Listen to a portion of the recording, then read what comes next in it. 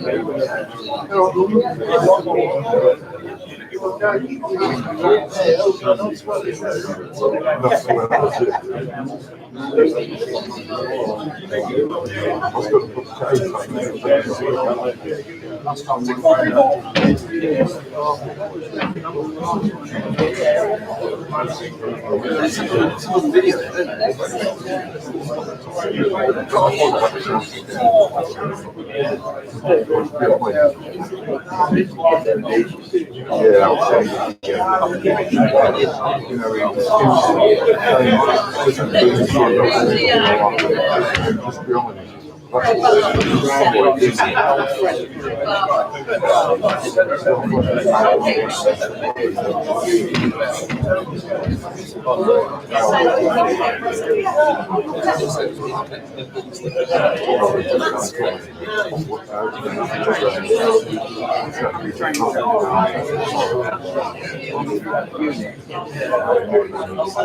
that like?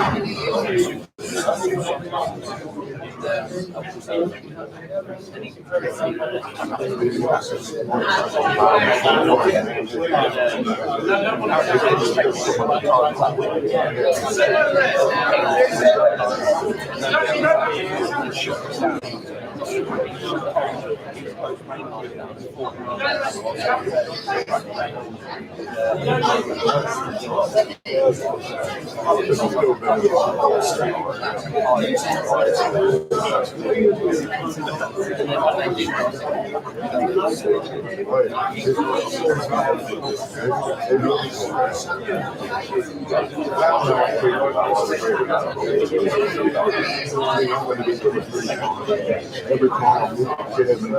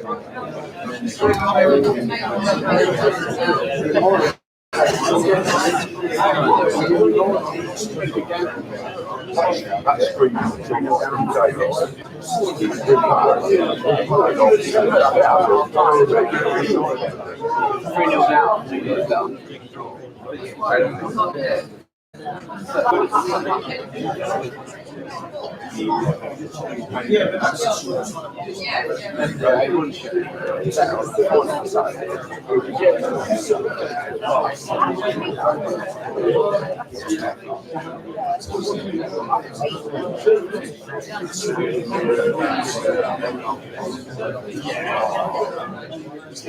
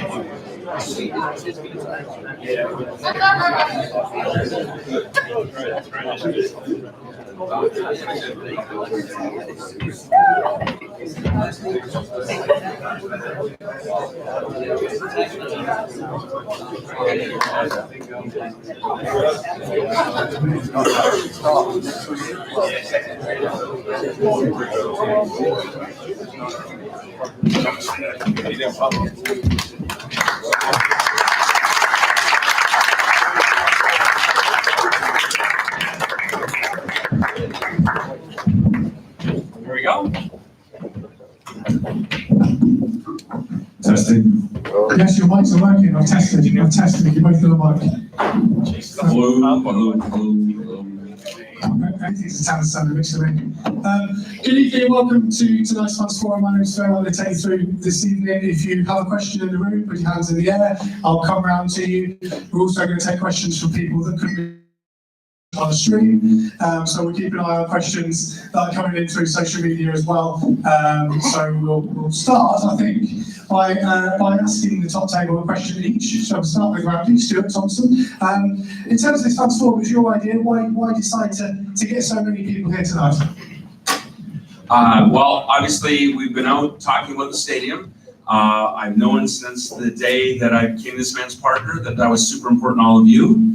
I also knew before I got here that the history of this place was super important to all of you, and it is to me as well. And I've talked to a number of you, and you can vouch for that. I committed to you that as we looked at our stadium options, that we talked to you, and this is the first of a number of times we're going to do that. So I'm really pleased that we get the chance to do this. And it won't be on Twitter, so we get to use more than 140 characters. And Darren, obviously, you're here as well to talk about the stadium as with Randy, but also on the football side of things. How good was the summer and how is it at the moment? I gotta go. Fairness to the manager, he did say to me yesterday, do you want me to come along? I said, that's not. No, to be fair, results aside, it's probably been the best recruitment summer in 9-10 years. So regardless of what's happened in the first few games, very, very happy with what we've done. Yeah, it sounds a bit, can everyone hear okay? Yeah. So, you know, nothing that it really won't solve, but we're really, really content with what we've done. Probably a little bit more still to do. We definitely need to move players out. But from where we were in April, May to where we are now squad-wise, building block-wise, the academy through to the first team, yeah, very, very positive. And look, there's nothing worse than a few bad results to just kick the shit out of you early on. It's not good for any of us. It's not good for the players. It's not good for the fans. And all that excitement, and suddenly people start panicking and people start criticising, which they love to do. Hence why I'm staying off Twitter on weekends now, which I said I was going to do regardless this season. But yeah, I'm very optimistic, and I bet my life for sure that we're in for a very, very good season. Fantastic. Okay, who wants to be the first one to put the hand in the air then? Good, we'll go home, thank you. Back to the cricket. Somebody's got to go first. I've been coming here since the late 70s when I moved up to Peterborough, so I've got quite a strong emotional attachment to this stadium. But I do think if we get the right stadium, not necessarily here, that's going to be the way forward, but clearly it has to be the right stadium. Whether we move or whether we stay here, I just got a question about parking, which is a problem for fans, problem for local residents, problem for local traffic in the city, problem for the environment generally, I guess. And when we get promoted, it will be worse. It will be more of a problem. I remember when Southampton moved to their new stadium at St Mary's, they set up a park and ride scheme. The price of a ticket included something like that. I guess you're not going to be able to commit to that now, but just like to sort of table the idea and ask that it's factored in to thinking about wherever the stadium ends up. Absolutely. I almost thought Barry Fry was here, like match of the day was going off on somebody's phone. So, parking, has anybody else got a problem with parking at London Road right now? So, you must have special parking. I mean, it is an issue. It's a massive issue here, right? It's going to be an issue wherever we go. In Canada, it's interesting. Most of the pubs have a bus from a pub. You get fed, you get water, you get moved to the grounds. It's all part of your ticket, right? So I'm kind of surprised that isn't part of the culture here a little bit. I think parking will be the least of the worries that we have. So it's easy for me to shake my head and go, I think that one's easy to solve, to be candid. I actually think what we should do is have the rules tonight is that I think everybody, not everybody watches YouTube and didn't see us talk in Spain, but just so we're super clear here, we're talking about two options. We're staying home or going to Riverside, okay? Do not ask me what Riverside means tonight. I can wink at you, I can nod. We all kind of know whereabouts Riverside is. We're not going to the showgrounds. So I'd like tonight to be a conversation, a candid conversation with all of us that says, we're staying home or we're going across the river. And then I think that will actually help our conversation tonight about, let's get really focused about what we're talking about. And then Dara and I can talk about what it's like to be owned here for 2 years for me and 100 years for you. And, we can go through all the reasons refurbishing this is going to cost as much as we've been told. And all the things that you love about here and all the things we can't improve. And so I think that would be, so appreciate you starting with parking, but that was a great idea. It triggered me to say, let's start with some ground rules. We're only talking about two places. And let's have a conversation about positives and a conversation about what we can solve. And then let's figure out what we can fix from there. In regards to parking, just to break the rules quickly. To give you an idea, the gravel over there is where the players park on Wednesday, correct? So we don't own that. At the moment, that's given to us as part of the lease to use on the match days. And the minute they build another block of flats, which they're going to do, our players have nowhere to park. So we're now going to have to bus in the players you're coming to watch on a Saturday from the training ground. On match days, something I found out recently which blew my mind, the Alia, people who have the Alia Centre around there, are always arguing with us about the parking spots around the site, which we used to have, which we don't no longer have. So trust me, I know what you mean about parking, and definitely it's a factor in if we stay here, if we stay here, it's limited, we're all walking. I'll probably even lose my parking spot outside and I'll go to them. So if we move, we will probably have more flexibility for parking and also more walking flexibility from main roads. Partner, I can pretty much assume that everybody else will not have a parking spot except one person. That's true. I'll still get a parking spot. Fuck Barry. He knows my passenger. Okay, second question of the night, hands up. Yeah, you just shout, we can hear you. Yeah, you said about moving to the other side of the river. How realistic is that possibility with the current owners of the land that you're looking to move to, which I presume is the council? Are they on board with this? So there's a couple of places. One place would be owned by the council. One place, another group of people have a right of first refusal. And the third place, I'm still trying to identify who the ownership is, okay? In 2 of the 3 cases, we've been told this is really interesting to the owners. So we're not doing this in a there's lots of you all have Twitter, you're all gonna say whatever we say tonight. I'm telling you that we have already talked to our potential partners or acquirees, and they love what we're up to. So what I love about this conversation is we've done the dirty work. We can actually have a conversation tonight with the assumption that if we go over there, we've already talked to who we need to, and if we stay here, we're buying the stadium. Yes. So honestly, that part's covered. So Can I just now, ask what you prefer? Do you want to move or do you want to stay here? well, I'm more than happy to be honest about it, because I really hate when people think we're trying to pull some stunt, right? I said this in Spain. We can make a list of assets that is home, London Road, and then we can make a list of negatives. You can all help me with that. How are the bathroom facilities at London Road? I love the place where they film the Full Monty downstairs. I love London Road End, where the queue and you all tell me you can't get a beer. And you know what? I can't fix any of it. I'm moving.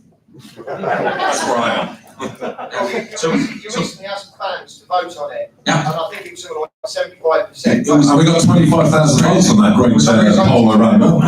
Even the one that wasn't as loaded as my partner's. Remember, I think it said something about a Brazilian mistress versus the old hag.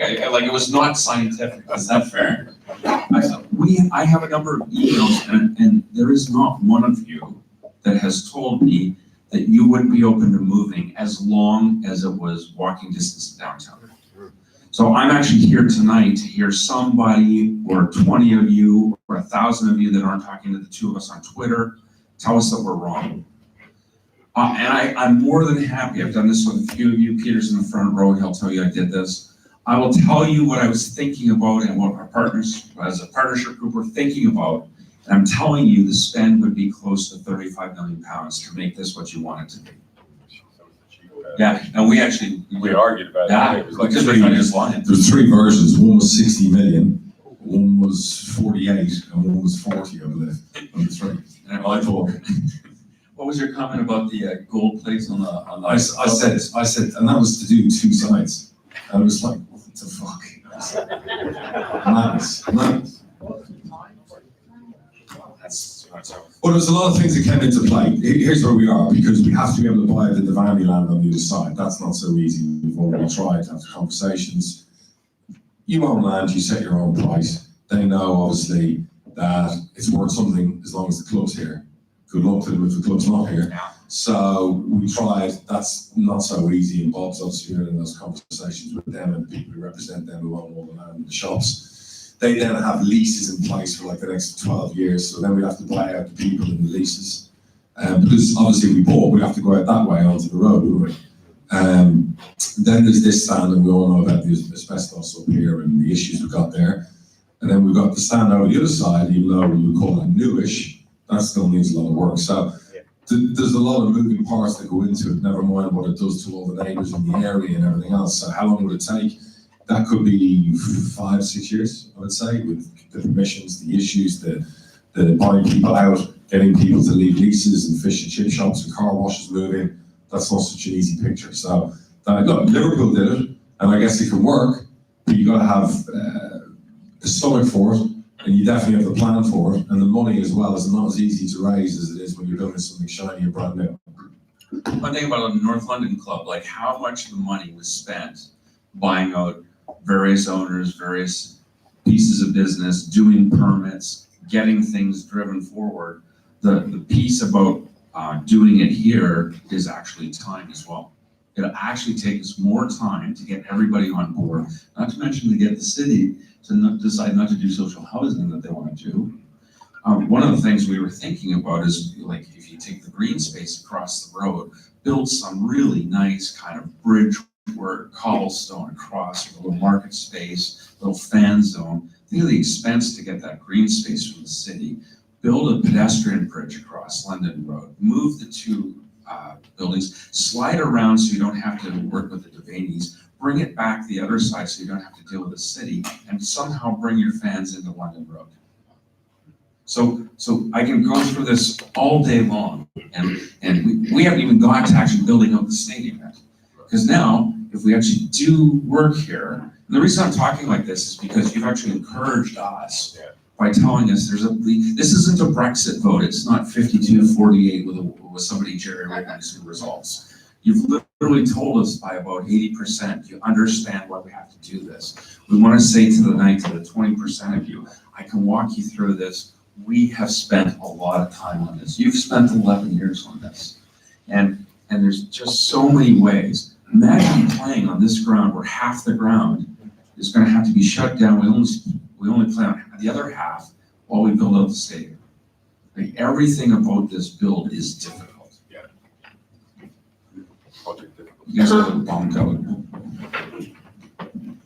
Just shout it out, or you want it for YouTube, right? What sort of capacity are you looking at for the side? 25,000. All right. Because it's not just a football stadium. The idea being it's going to be all singing and dancing for everything. We want other sports there. We want to have concerts, we want to have events. We don't want just music concerts, we want boxing events, UFC events, WWE. We want to make it something that, a football pitch, and what we found here when we started doing concerts here, we didn't want it to be just 23 times a year we'd use the stadium. It doesn't make any financial sense whatsoever. What does make sense is what we're starting to do now. We've now had 3 or 4 concerts where we've spoken about using the stadium for like having an open festival of music. When the Euros are on next year, again, opening it up with DJs and having a disco and watching the football outside. We spoke about having, something I quite liked was a cinema, an open cinema for families to come in and have picnics and watch movies, classic movies, and sit down and watch the movie. So there's so many things, and this is all community-based, because that's going to be brilliant for the community. So we feel, whether it's here or somewhere else, we get to 25,000, it gets us into the big leagues. The Bon Jovis, the Coldplays, the Rod Stewarts, the different, the Lionel Richies, the events we've been turned down on Britney Spears, we'll say yes in a heartbeat. And what we're talking about is 7 figures in income for those events. So I understand people will say, well, how are you going to fill 20,000 or 25,000? Well, the idea being is, yes, you need to be in the top 12 of the championship.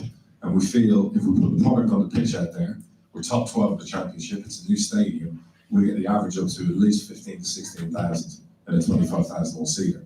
When Leeds come to town and clubs like that, you're then definitely going to have 20+ thousand. So everything ties into the same. And everyone's seeing what the impact is from, say, a new stadium. You get the new stadium bump and the commercial side. We spoke the other day, Brighton had just done a naming rights deal on their stadium for £125 million. Nobody envisaged that a few years ago when Brighton built their stadium, did they? And now they're getting nearly 14 million a year just in naming rights. So what we feel we can do is we can take in, a lot of this idea came from Andy, about doing something new. You're a big proponent of that. And now we're filling in the gaps and we're looking at it and having the meetings and hiring consultants and actually putting money into it. It has to be 20 to 25. There's no point going in and going, there's a 15,000 all seater. And then in 2 years' time, we suddenly find ourselves on the precipice of being really successful football-wise and go, shit, now we need to stop what we're doing and add another 5,000 and cause disruption. And now we can't have concerts, now we can't have events because we've got building going on. We might as well go all in. And that's kind of my thing, all or nothing. So I like it. So I'm Canadian, so I'll be a little more conservative, which is even if you don't agree with 25, there's a good cutoff with 20. So you look at Rotherham, that's 20. And then I was going to drop, and the next level down is 12 to 15. And now you're looking like a really all it is a stadium. And so do we want to embrace something that changes the downtown of Peterborough and provides us an entertainment and fitness place to be part of? I still think at minimum you want 15 to 20, up to 25, knowing full well that Peterborough as a fan base sometimes has trouble hitting 12.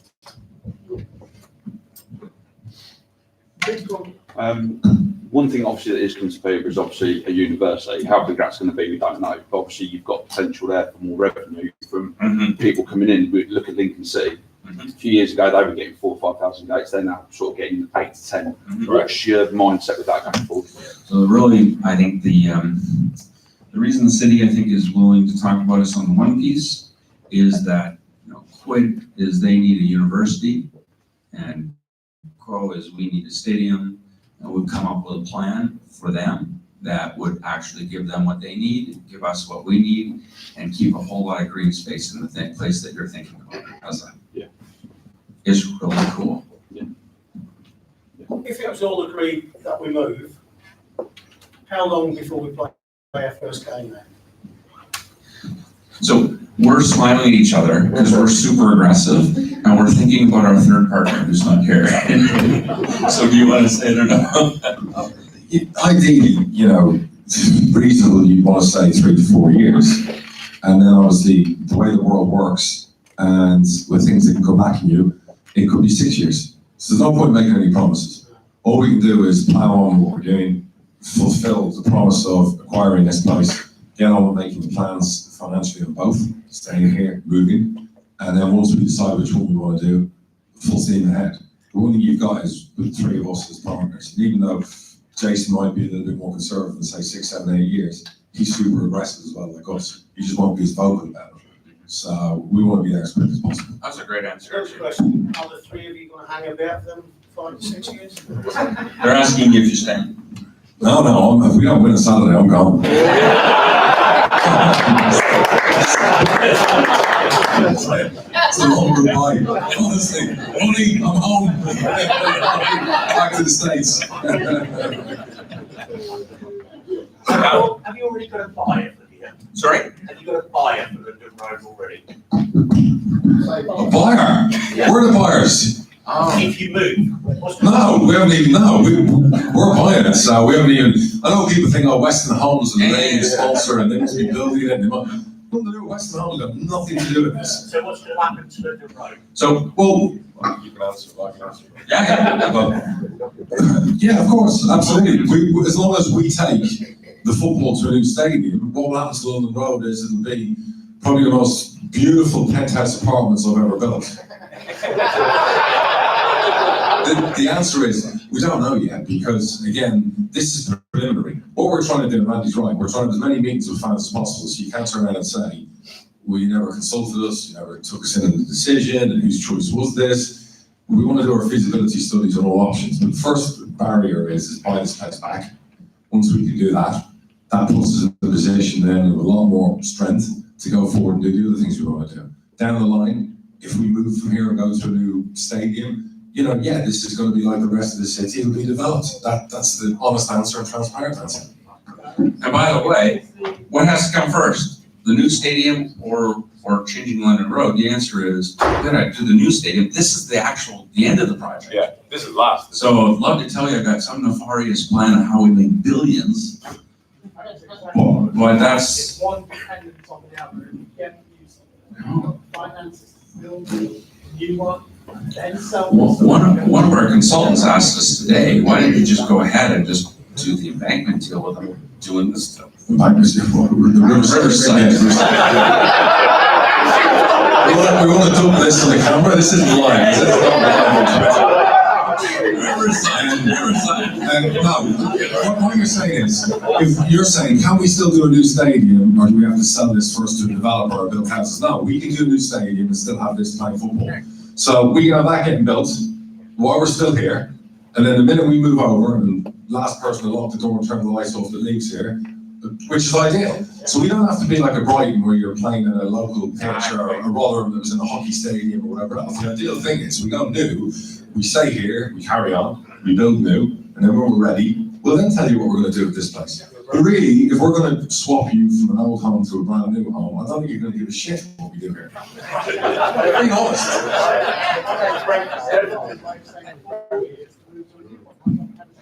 Sorry, try again? 3 years then. When you say that, what Darren's just said, that sounds great. Yeah. What's making 4 years, 3 to 4 years to build a new? Local authority, planning permission. To be honest with you, his job's to raise the money, and he's got that in the bag for the new stadium. So that's the easy part for him because he's an expert at doing that. That's not an issue. And Jason's obviously doing all the negotiations with the council for this place, and then obviously we do move for that as well. So raising the money is not the issue. It's going to be the legalities, the surrounding area, the infrastructure, the environmental laws, all the crap nowadays. It's not like the old days of building where you go bribe somebody and get a building permit. Sorry, I said that live. I've never done that before. By the way, that's not an English anyway. So nowadays, it's not about, obviously crossing palms with people. There's a lot of, there's a process to it. And the process, there's time, a lot of time constraints. You could have 50 million tomorrow to build a new stadium, but you could not put that up in 2 years. It just doesn't work that way, unfortunately. I wish it did, because that new stadium will bring, and we've looked at all the impact financially, between 12 to 18 million a year to your city. You're welcome. Well, and I'm going to say the two partners up here are going, 36 months, let's go. That's our timeline. We're bang on with you. And Jason emailed us before we came and Said 6 years. Don't tell anyone less than 6 years. Yes, and what did we just say? 3 years. And in accordance, yeah. Couple of things. Number one, I think you were right, there's been a massive change, led probably by the younger generation, of which I'm not part of. Get 80 a microphone, will you? Because you can hardly hear him up here. I don't think people. You've shrunk with all that bike cycling. I can see that. All that weight you've lost in your ankles. I'll have to get you Marcus's hair expert for the plugs. Maybe you refer of Mr. Madison. Hair is overrated, as is he.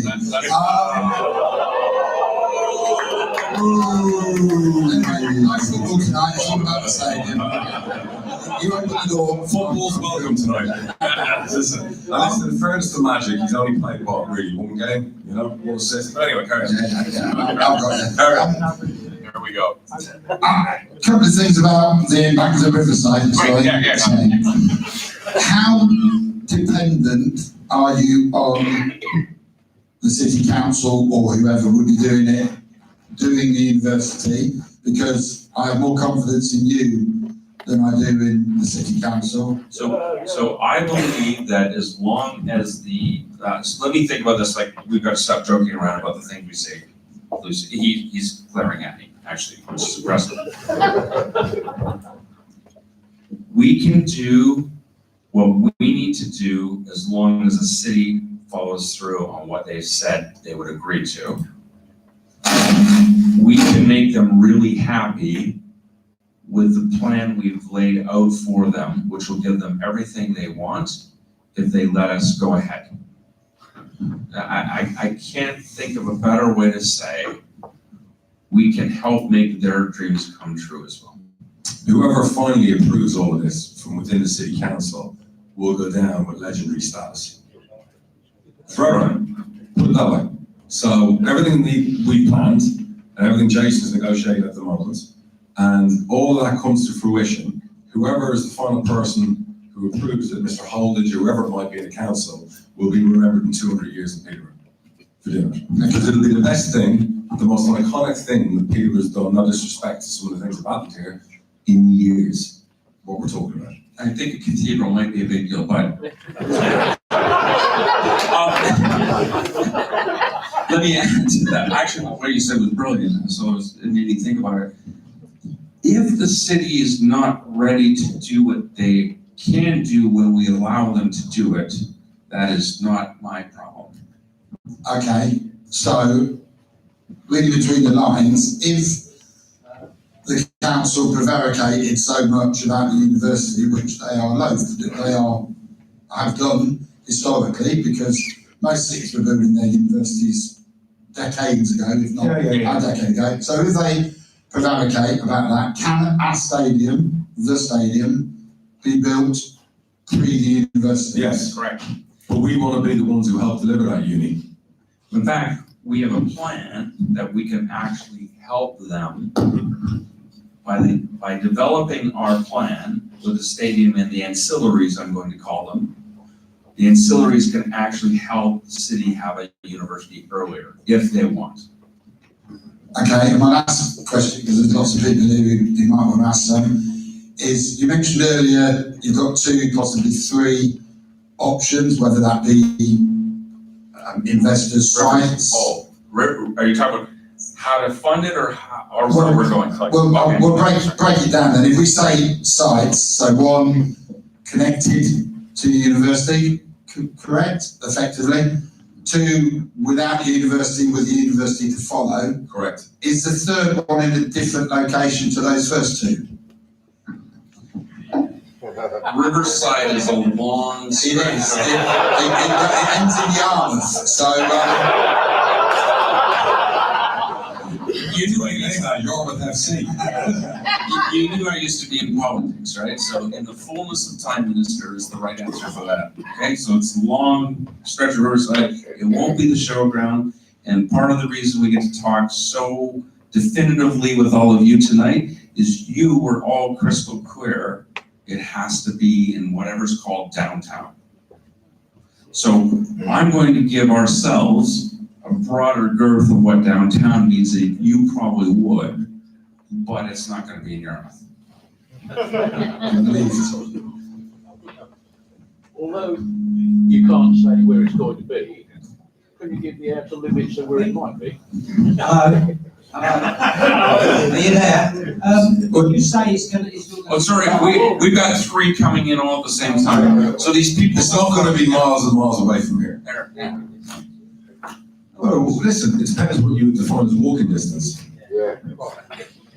Just a quick one there. What you're saying is where it's going to be on, basically it's going to be on the embankment. We're not saying that at all. Nobody said that.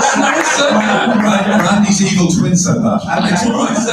Riverside. The riverside, right? Right. Is it going to be this side of the parkway or the other side of the parkway? Time will tell. Right, okay. Thank you. He's getting smart, he won't let me answer now. Who's got hand in the air? Have the corner. We've got to move quicker, please. Go as quick as I can. Evening. I want you to do the right thing for the club, but I'm just a bit, as opposed to what we already do. No, I'm not going to before you commit to anything on the other side of the river, are you going to be able to get your engineering knowledge right? Because a lot of that is old tip land and old marshland, and it may cost a lot more to build on that than you possibly envisage at this present moment in time. Can we fix that, Phil? Oh, it's just where it was. What do you want to do? The microphone's got to go that way. Mine? Yeah. Yeah. Okay. You move it away. Can I talk without this thing? Yeah. Okay. If you guys can't hear me on YouTube, bitch about it and we'll fix it. I'd rather turn this off. What was the question? Yeah, the question was, do you guys actually know what you're talking about with regards to engineering an event? Obviously, that's going to be part of it, right? So fine, if you're saying to me that you would like to have us come back after the engineering degrees and we find out it's 65 million for the new stadium and 65 for London Road, sure, we can do that. How about I come back and it's 32 for London Road and 70 for the Riverside? How many of you would rather that I spend 32? Sorry, I apologize. He already hung me out to dry. This is my job. So, how many of you would prefer we spend 32 here as opposed to 70 in somewhere new? I'd like to have that conversation. If you want us to bring back that you'd rather us spend less money and stay here, sure, we could talk about that. That's not what you're asking? I think that's what backwards thinking. Go ahead, try again. Okay, I want you to build a new ground. I think it would be great. You've got a dependence at the moment. You want to start the other side of the river, and there's a lot of open land, and I presume you're not going to knock many things down to be able to build this. So, are you aware of the history of the other side of the river? I don't want you to go and commit to building on a patch of land over there that used to be a tip, used to be a marsh, and will cost you a lot more to build if you haven't done the in-depth discovery you need. Of course, The due diligence, yeah. Yeah, of course we'll do that. 100%. For sure. Yeah. No, I'm aware of what you're saying. We secure a site, we don't do the proper geographic, what's the word, geology studies, and you turn out and say, well, it's going to cost 100 million to do what you want to do, and then you're like, shit. Of course, we're not going to commit to anything without knowing the reality. But it's a good question, very relevant. Yeah, fair comment. And that way we'll be going to option C. I'm I'm sorry about it, but that was the council. You're banned for life. That was the council. Okay, if you've got a question, raise your hand and then we'll shout it out because the microphone interference is horrific. Really? Or is it just these two? I think it's just generally. It was fine with when they were asking. It's just, try it anyway. Next question. I put mine down. You are filming this for people out there who can't hear it on there. So You think you would have organised this moving forward? But I'll blame him. So move or stay. Obviously, it's sort of a bit football. Are we not going to have any home pre-season anymore, or is that just a one-off? Or It was just the timing this summer with the concerts. Well, ideally, what we'd like to try and do is get concerts a bit earlier than so late, so in July. So the grounds people and the people who are doing the pitch were concerned after the second concert, so we decided to scrap home friendlies. I'm a big fan of home friendlies because my family are over in the summer. And it's always easier to bring your family here than as opposed to going to Kettering. there was a thing going about that, obviously, Tom Jones had played here more than half the team. I mean, at the start. That's not unusual. It's not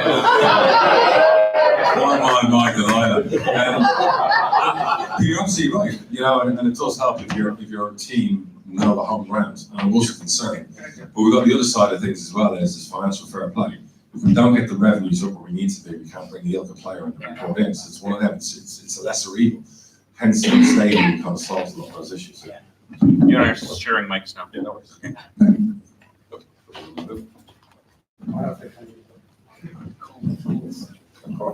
Always called. Okay, so you build a new stadium, other than with the aspirations of what you want, other than being tagged to a university and perhaps a new PA system, what other facilities are you likely to have? Jesus, the sky's the limit. We'll have restaurants, we'll have Starbucks, we'll have brands that we couldn't have here, that we could have in key areas. We're going to have things that we have match day on Saturday and we bring revenue in here. We're going to have revenue basically 7 days a week, what we're doing. And that revenue can be put back into the club.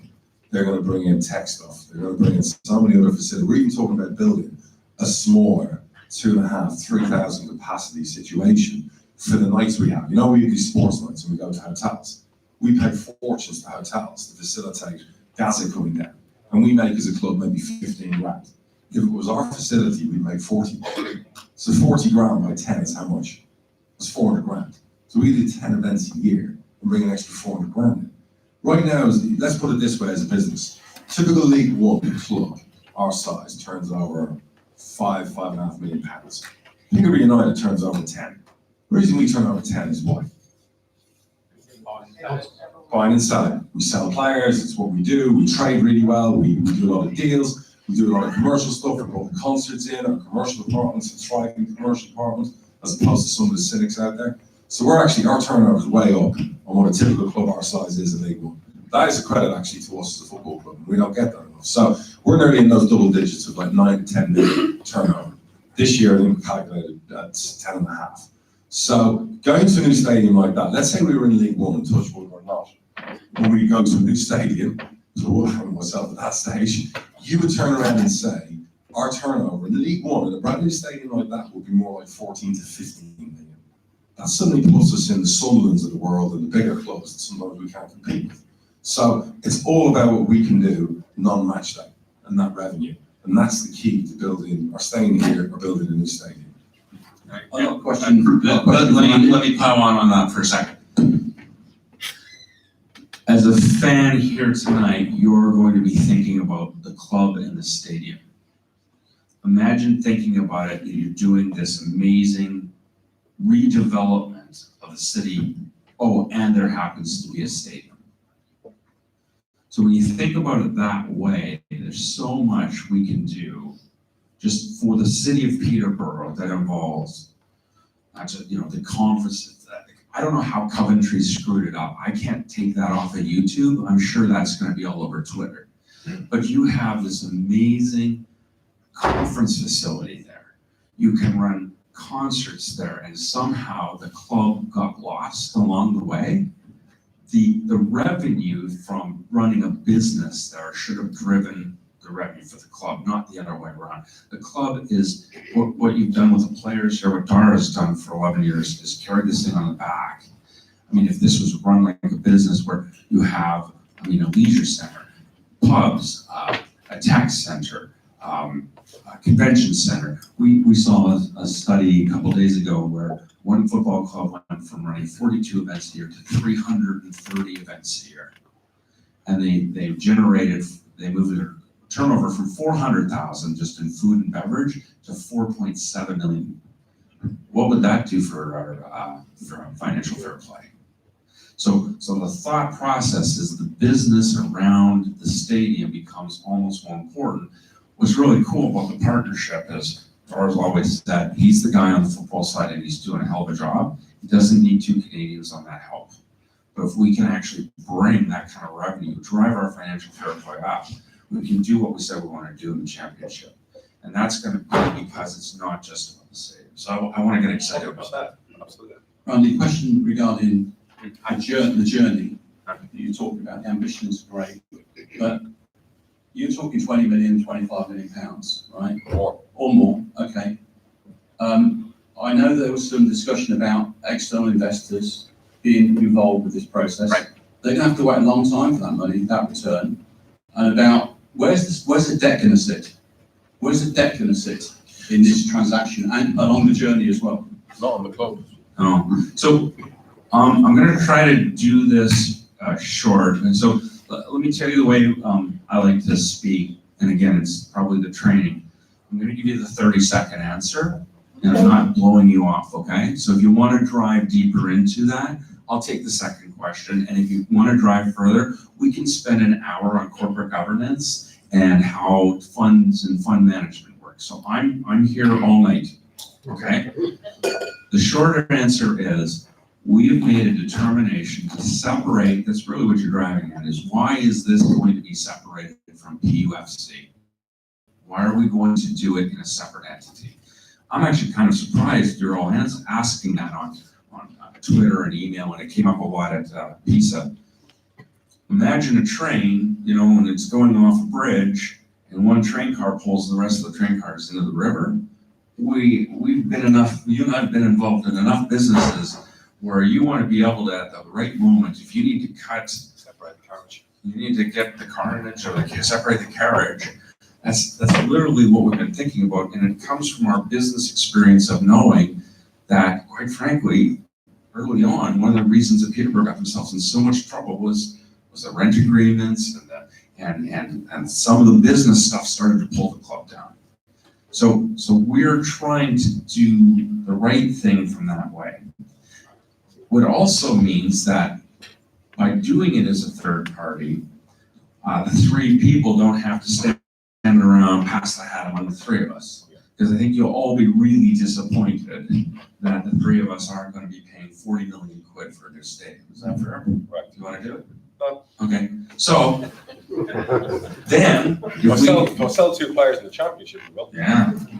But then, think about the other thing you all want. Do you want a bunch of either English or foreign investors coming in who wave a check, who want the real estate development, telling the 3 partners how to run a football club?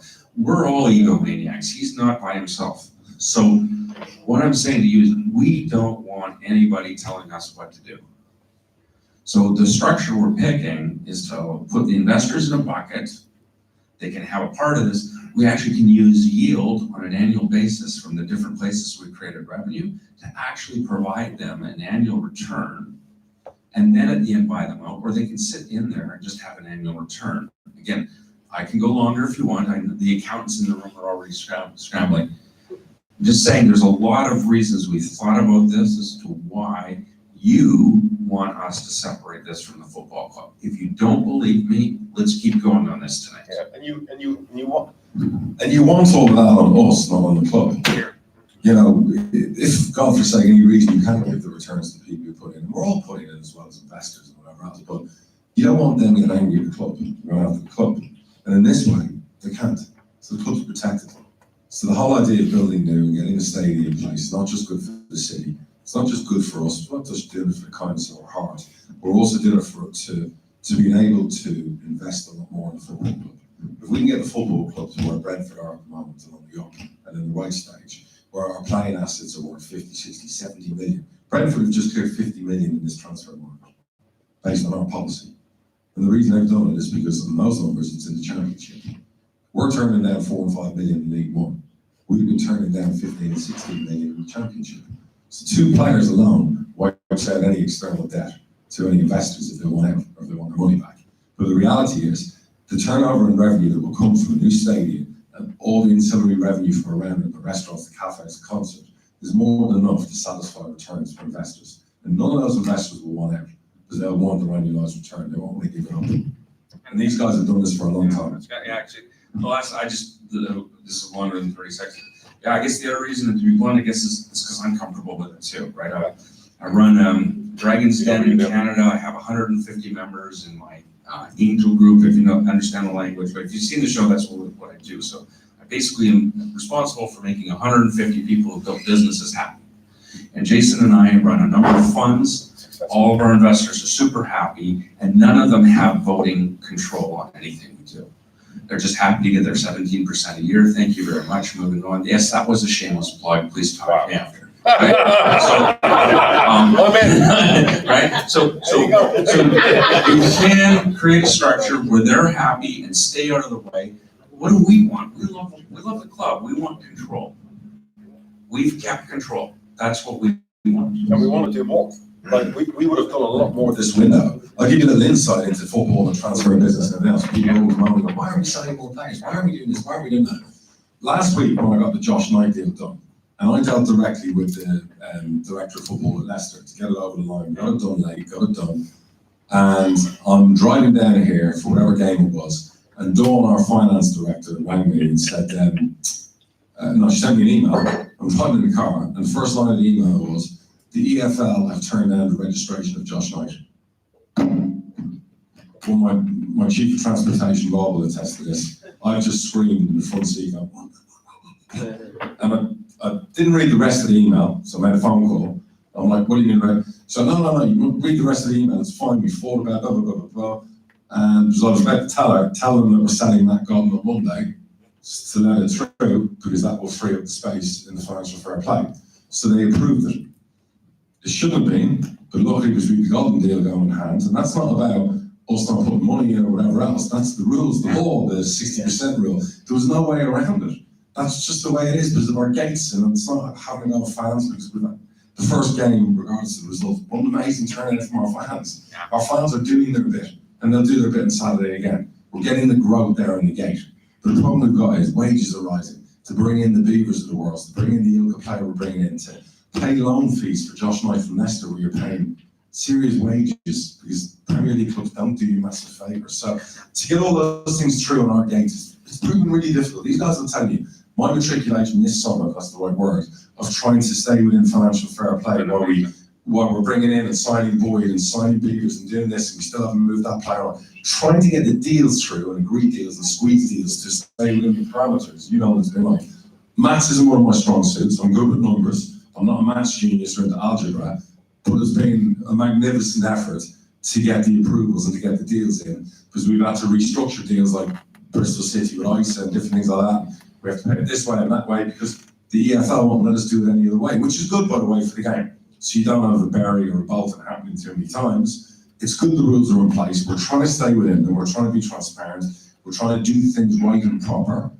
But the downside to that is if you need to sign another player, you're embargoed because you're at your max. The word embargo is not a filthy word. It doesn't mean you're in trouble or your accounts are frozen. It means you can't sign any of the players until you move on more players. Are we all clear with that? So, right. And that's based on what we're getting out of this place. It's like a sponge. What are we squeezing from here? The extra concerts we've had the last 12 months have probably helped us get Beavers in. If we hadn't done the 3 concerts, which didn't help us with home friendlies, but we got Beavers signed because of the concerts. Then take that 15 times more with a new place and think of the type of player we can bring in and think of our wage structure and to move on to the next level.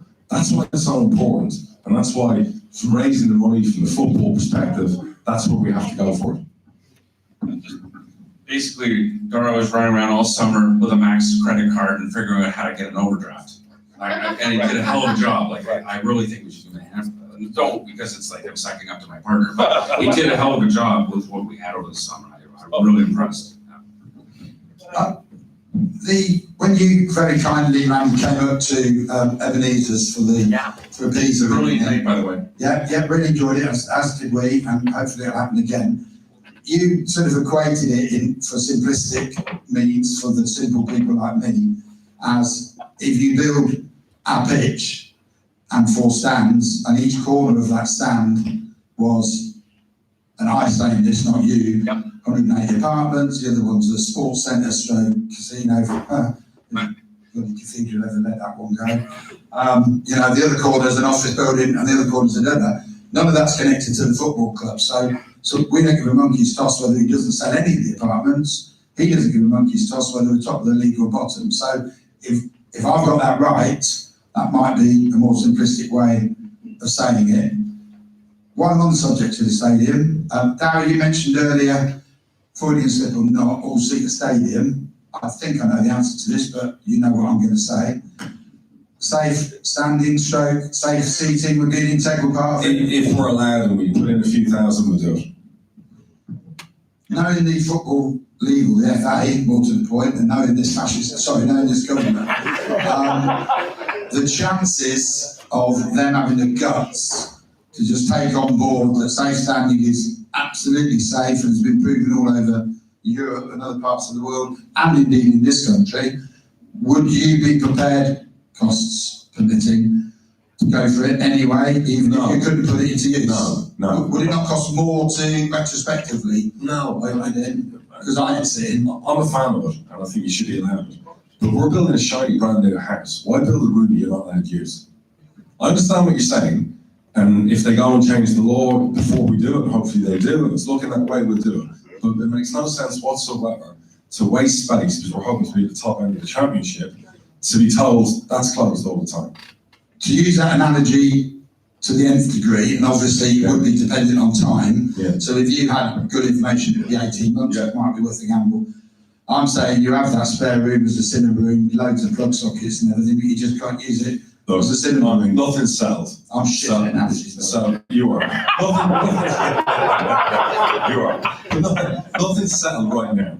And me personally is a no, my partners might not say yes. So work on them. I'm open to changing my mind. Let's get to the stage where we're having the actual argument over the space in the stadium. Agreed. Yeah, happy with that. That's fine. So let me use that to kick on to something else. So I'm a big fan of safe standing, massive fan. I know Bob is one of the biggest proponents of safe standing. Dara is, we're in, but we're not stupid either. Like we'll let you go fight Parliament. We've got things to do.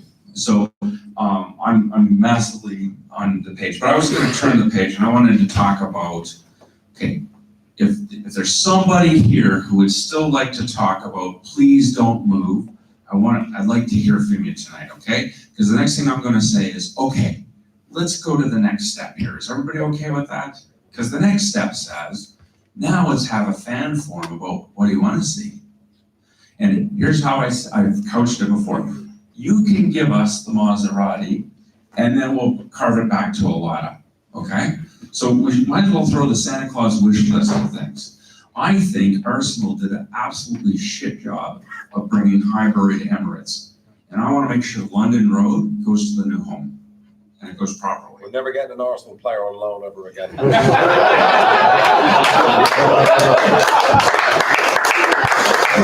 Stands too difficult to do. But think about that. Think about what could we do. One thing I know, this is England. I live in Canada, and our cousins to the south, they like to do things rather large. But one of the things I think they really did well, and just bear with me as I tell you a story. In the 80s and the 90s, United States, there's this thing, I think you guys call it rounders, they call it baseball. They had horrible stadiums. They were all the bowls. You've all told us on Twitter, please, for the love of God, don't bowl up by that stadium. And you guys are all sending me pictures of horrible round stadiums that are lifeless, right? The city of Baltimore decided that they needed to do a new stadium. And the city of Baltimore decided that their heritage and what they were about was massively important to where they wanted to go. and they moved the stadium downtown to, if you've been to Baltimore, it's a little dodgy. Right, you see, I'll get myself, it's kind of like, anyway. But Baltimore, what they did is instead of actually building a bowl, what they did is they decided, well, we're gonna build in around the warehouses, and then we're gonna make the warehouses, which is part of our history, part of the left field wall. And then the whole baseball stadium actually changed and transformed from a bowl to actually be what Baltimore wanted. And now their ballpark, everybody else said, man, we gotta have one of those. And San Francisco came and said, well, we got this hitter, and he hits really well to the right field fence. He always hits 340. So we're gonna put the right field line at 305. We're gonna have stands to 325. And if the guy hits 340, it's gonna go into the ocean. And now when you go to a baseball game in San Francisco, there's canoes and kayaks all waiting for the home runs in the bay. And these little things that baseball did to their stadium to bring life back to the stadiums, San Diego, it's right in the heart of everything about the stadium is now cultural, it's part of the heritage, and it's a place you want to hang out. We don't have to do a lifeless bowl. Now, when I talk to the consultants, their eyes go wide and the drool starts because they're hearing 200, 300 million, right? I just want to start there and dream a little bit. And then our paper partner can pull us back to say, you know, we only have about 1.5x of what you're talking about. But wouldn't it be great if we all had that kind of thought process as well? What are we going to bring from here? What do we want to reflect about our city? How do we reflect the right numbers? And what else should be part of it? You all can be part of that process. So who wants to stay? Does there anyone, let's show of hands, anyone want to stay here? I was just going to ask one other thing, Andy. Obviously, what have you done? Well, the thing is about staying. Yeah. You've already said you can't tell us where it's going to go. Sure. If it's in a certain location, I'd say move. If it was another location I'm thinking of, I would say stay here. Sure. So without knowing the exact location, that's a very difficult So let me be question to clear. answer. So within one of the three, you're saying there is at least still one that you would say no to. If it was beyond the parkway, I think that would be too far out of town and would cause problems. Okay. Go on, buddy. If it was, say, in behind near the Key Theatre, fine. If it's somewhere further down towards Romsford on the river, again, that's probably a no-go. So without an actual location, I'm loath to say, yes, go to a new stadium, but if it was there, great. So as long as I say Riverside downtown, I still have your attention. Well, but then we'll have a fight about what downtown is. I would, wherever it is, I would still go, but it's a preference to stay here unless it would. Understood. Okay. You're not going to stop me coming. And then you're going to ask a question. Come on. Yeah, I was just going to ask Randy. Obviously, you've probably done a bit of travelling around some of the stadiums in the UK, probably done some of the Premier teams as well. What have you seen out there that you like the look of to bring to the stadium? So you all know, prior to my love of posh, I might have had a former lover, and they have black and white stripes. I love the walk to the Church of St. James Park, right? I love getting off the train and you go to the cathedral in Newcastle and you walk up the hill every Saturday, and it's just one of those things I just love. You're not big on hills around here, you know? Yeah. Hey, he asked, I said, but I actually hate Emirates. I think it's lifeless North American bowl. Yes. So, and the first time. Yeah, we're studying the Brentford model. Yeah. We're looking at everyone's new stadiums, MK Dole, AFC Wimbledon, Spurs is north of $1 billion. We've looked at it basically 8, 9, even Luton's new project, and that's $1 billion project. It's not just stadium, that's real estate, it's a lot of moving parts. So we're doing a lot of due diligence. We've actually got a lot of consultants and partners that are coming into play that are in this room tonight. There's 4 or 5 people that are staying with us in the Marriott for the next few days who are part of the party. And tomorrow we're here in the boardroom talking about all the options. One of those people have brought a whole document yesterday that was sent over. Fantastic. Fantastic, with multiple stadiums being built at the moment, and not just in England, but in Europe as well. We're looking at Hungary, Holland, France, all the areas to get a great idea. We've already had a meeting with a massive construction firm. We've done one in Holland and Hungary. And they've given us what's wrong with building, with the stadium built in England and the fuck-ups and the mistakes and what not to do. And this is the right way to do it, which they're going to say, of course. But they're backing up with evidence as well, and they've got great credibility. And they're promising to deliver 25,000 all-seater singing and dancing, top-class VIP seats for less than 50 mil. So that's on the table at the moment. And then we're going to speak to all the competition as well.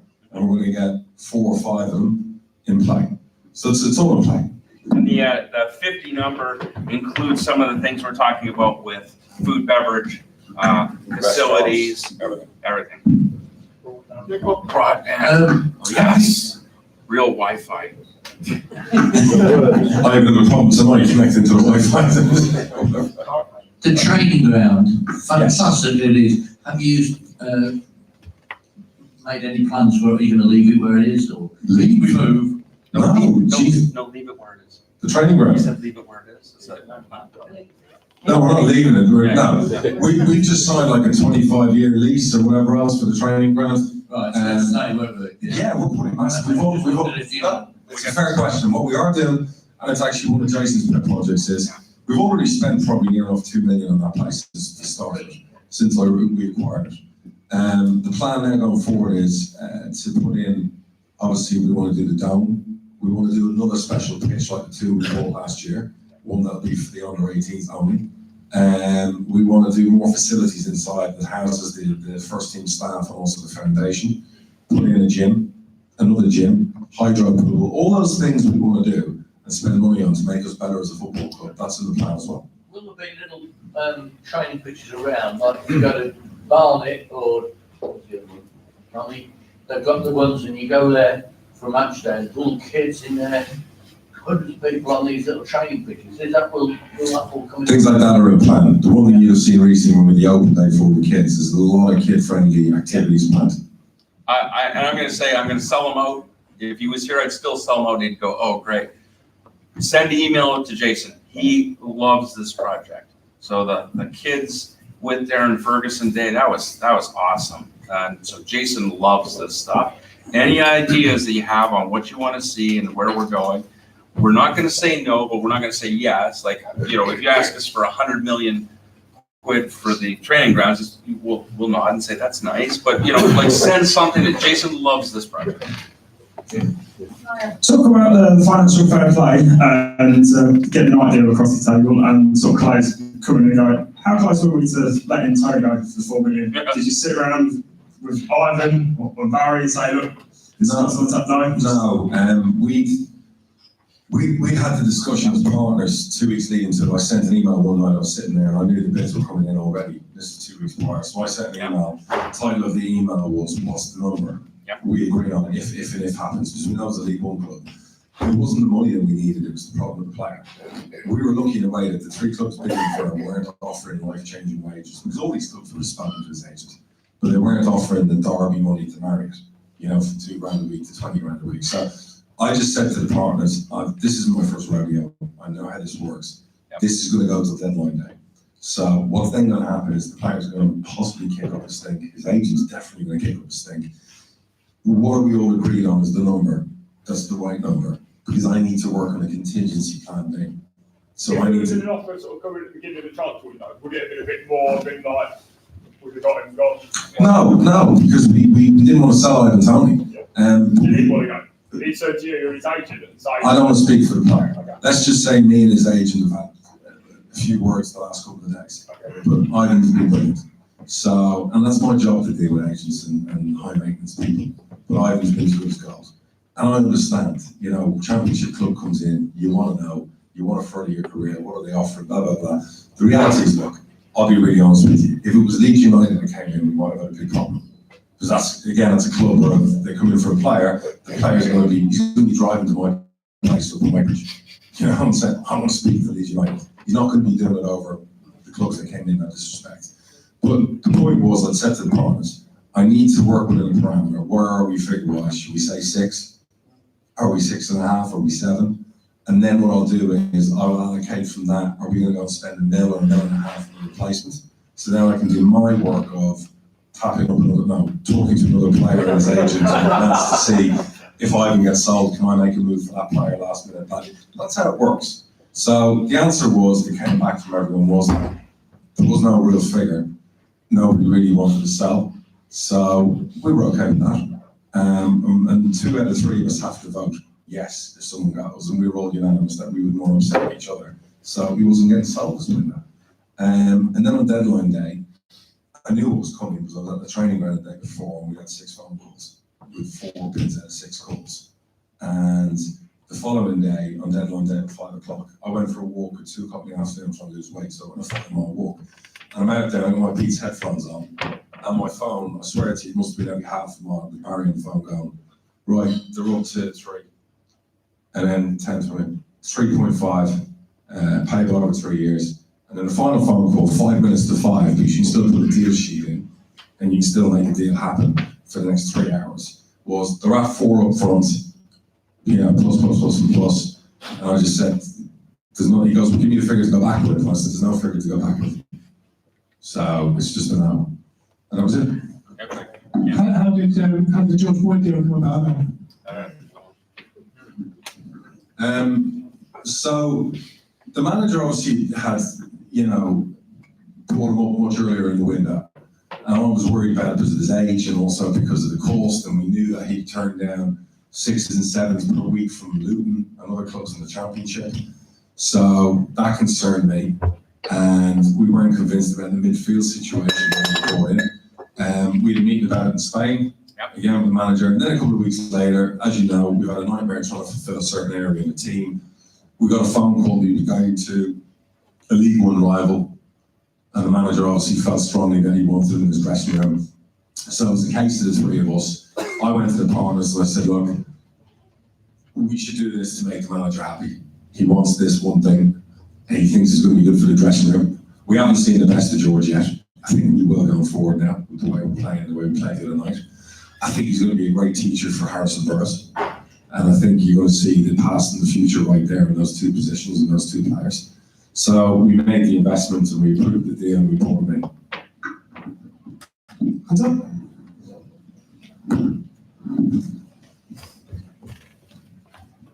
Yeah, I've got a couple of quick questions. You're saying about splitting off the ground from the football club.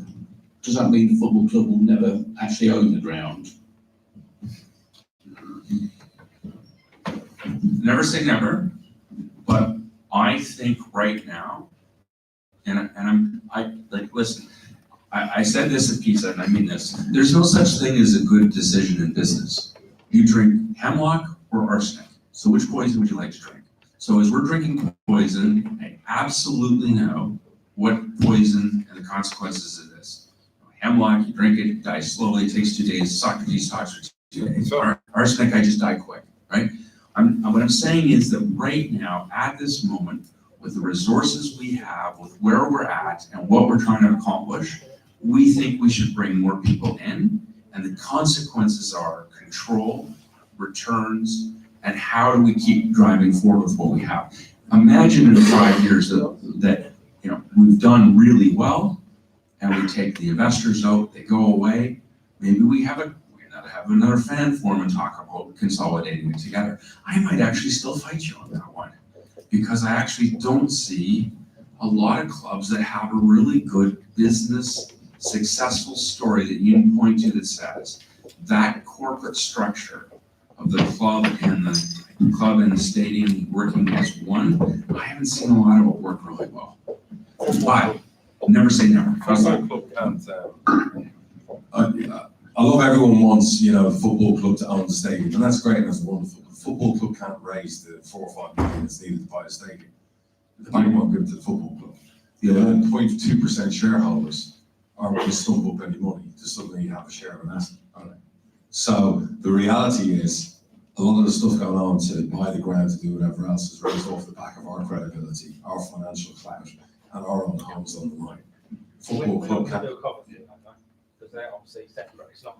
Yeah, but the difference is that Coventry and Sisu, I'm not having to go with Sisu, I'm not having to go with Coventry, but to make a comparison between us and Coventry, my blood's already boiling. Exactly. I've never demonstrated anything either of my partners since I've come in on anything like that, or would do anything for the football club. The one thing I don't want to do is strangle the football club with debt. And we haven't done that. I've already really run it really well. It's always been 5, 6, 7 million out to me. In the grand scheme of things in football, that's not a lot of money after 14 years, is it? Some people are out 100 million. And even now with us on board, you know, we're not going to put a noose around the club. So, a couple of you, I made a comment about a couple of clubs, and I've seen a lot of clubs with really good football people, and they're trying to run a business. I've seen a lot of really sharp business people running football clubs into the ground. I think we're a pretty good blend of both with our current ownership group, but it doesn't mean we know everything. I just think, it's church and state, right? I literally have had trouble seeing good football people run a good business, and good business people seem to run football clubs into the ground. Because I'm aware that Sheffield Wednesday, Aston Villa and Derby have actually sold the ground to meet the financial fair play system. Yeah, they played the game and what they did. Yeah, I understand that. But here's a testament to the way we operate and what we do. And this is no word of lie, this is God's honest truth. We calculated, and I sent it to the department's calculation. We turned down 7.6 million worth of bids for players by the end of the window. When you add up, we were offering £1 million for players and boroughs who didn't take 10 minutes of football. Chief Scout Championship Club rang me personally after a pre-season friendly at Stevenage, £950,000. We turned down £1 million for Glenbally, turned down 4 for Ivan, we turned down 750 for Marcus Madison. We turned down, obviously, Godden, we had offers all the way through. So we turned down north of like 7 million for players. And that is a testament to the way we operate, recruit, and do our business. People like that to go and go, you recruit shit, you brought in this many players, you did this, you did that, you only finished 7th, boo-hoo. But fuck me, all of that crap recruitment led to £7 million in sales being turned down. Now, it costs us 4.5 to run the club. That's the cash flow deficit. We could have covered the deficit, reduced some of the debt to us, had a few quid in our pocket for some weekend money and some Vegas money, and run the football club like that and break even. We could have done that this summer. We didn't. Which would you rather we done? Forget the 3 results. Would you rather we went recruited the way we recruited and did the business the way we did it, or would you rather I sold that 7 million, funded the club through the 4 million from that, took 3 million out so we reduced the debt of the club? Which would you rather? Exactly. So we're trying to do it on a happy medium, but we do it with a plan B. And this is what I said to the partners, the way I've always operated when they came on board, probably what attracted them to my club over Gillingham and other clubs out there, was my transfer record and what we did, because there will always be the asset backup being plan B. And I said, we'll have a go this season, and if it doesn't come to fruition, okay, then we sell the 4 or 5 million worth to make up for the loss and then the fund next year. So, do you know what I mean? There always has to be a plan B. And that's for some clubs that trip over themselves. They don't have the plan B. So you're basically putting it all on the line without a plan B, with no backup plan. We know the way we recruit, the way we do business, and how it drives fans mad and Barry, everything else they like to have a go at. But we're really happy with what we do in that way. And it's always worked for us as a club. Thank you. Yeah. Thank you very much. Appreciate And if you had another vote, Darren, couldn't you make it so it's not just on social media? Because you had a vote, didn't you? Yes. Could you do it so it's not just on social media? Because I'm a bit of a technophobe and... Like my old man. Wait. Tell me what would suit you. How do we vote you? Yeah, tell me how. I did suggest to Phil that you had, when people come in the ground, a little voting slip. Brilliant. Love that. Because at least then, everybody that comes in got a chance. That's brilliant. Love that. Yeah. We'll do it. And you know what we're doing? On a really busy game. Because then we'll get more of the fans to the quiet game. That's a great idea. We actually did this because this is really an opportunity not to be on social media. So, big brands, yes. Social media is a small percentage of people. Look who's got a question again. That's my one. Asking on behalf of the Visa members. Yeah, brilliant. We did an incredibly unscientific walk around Ebenezer's first game of the season, pre-match, because post-match it was very quiet.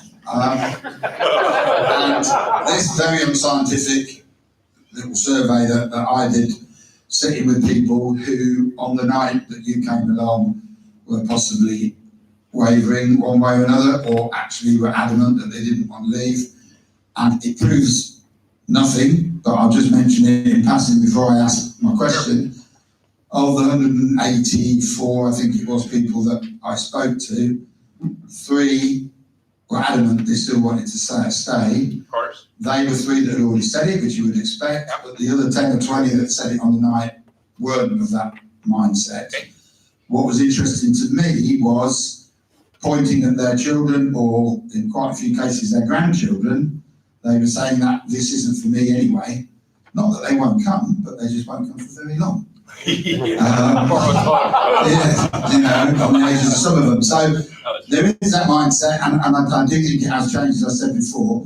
Now, my question is, and I'm not asking for numbers, but one assumes when the stadium is built, the football club will need to pay rent or whatever it may be.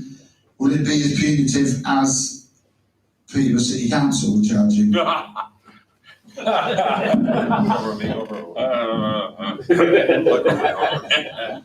Yeah, again, you know, will it be more or less? I dare say it'll be a lot less. Do you know what I mean? It depends. We've got to look at all the accounts, the rules, the financial fair play, what we can do. We've got naming rights deals, we've got all the revenue that comes in.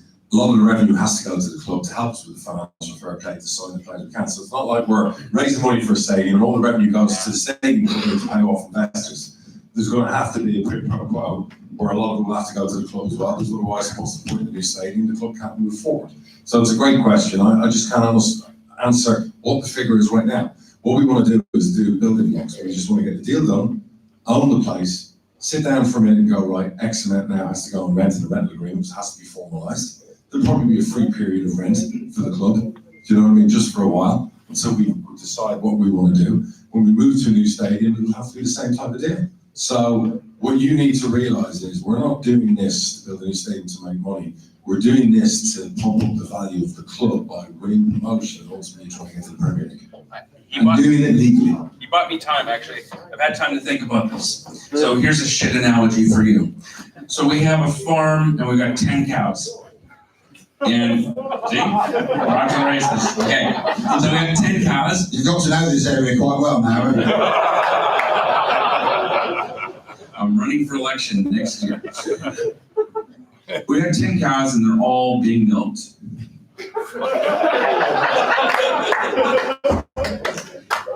Are we gonna get enough money from one of the cows to make up for what we get for the other 9? So I want to give you the negative side. I want to be in your brain about, let's pretend we're shit owners. Let's pretend. Speak for yourself.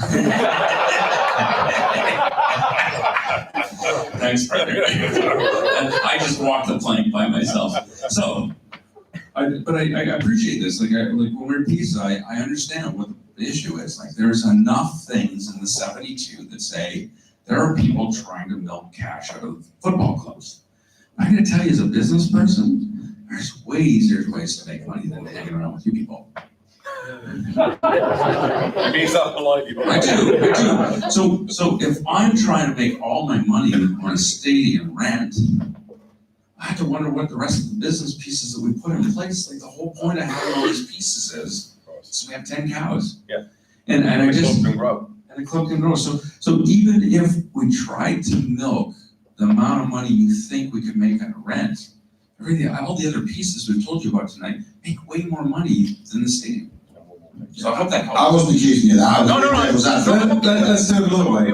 If a sheikh from wherever in the world, a trillionaire, decided to fly into Stansted in his private jet and want to buy a football club near London, and he found a football club with a brand new stadium, and it was third in the championship, and it was thriving with young players, and he wanted to go in and spend some of his untold billions, how much do you think you would pay for a thriving club in a thriving city, Peterborough? Yeah, for Peterborough United. Think about that. Well, we like to dig out our city sometimes, and I say our city.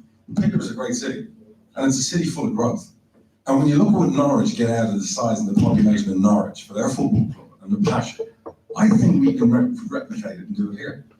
I think together with a new place, if we do that, on the riverside, not the embankment, with the right football results, all cohesively together, and helping with the university and doing lots of community things, I think we can be a hell of a team. Better than we are right now. We're already a pretty good team. And the council can play a part in that, the football club can play a part in that, and you guys can play a part in that.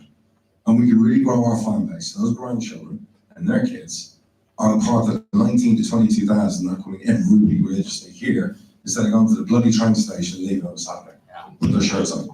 So let's have a beer, take a break, and come back in 10 minutes so some of us can hit the bathroom. Yeah? And buy yourselves a drink. 10 minutes, we'll reconvene. And think of a few questions before we end the night.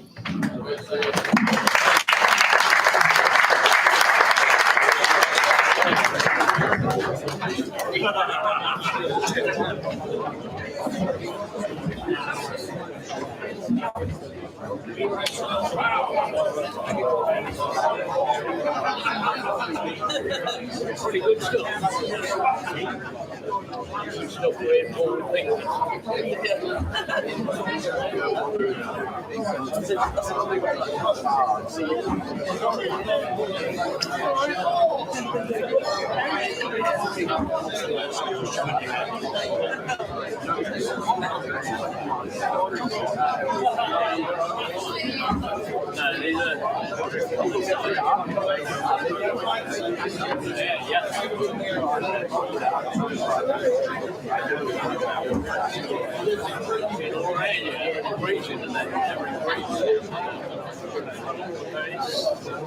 There's no room to do that. It's not really. It's not really great.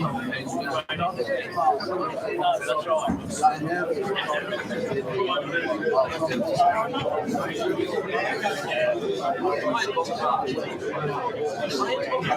So I don't know if that means both cars.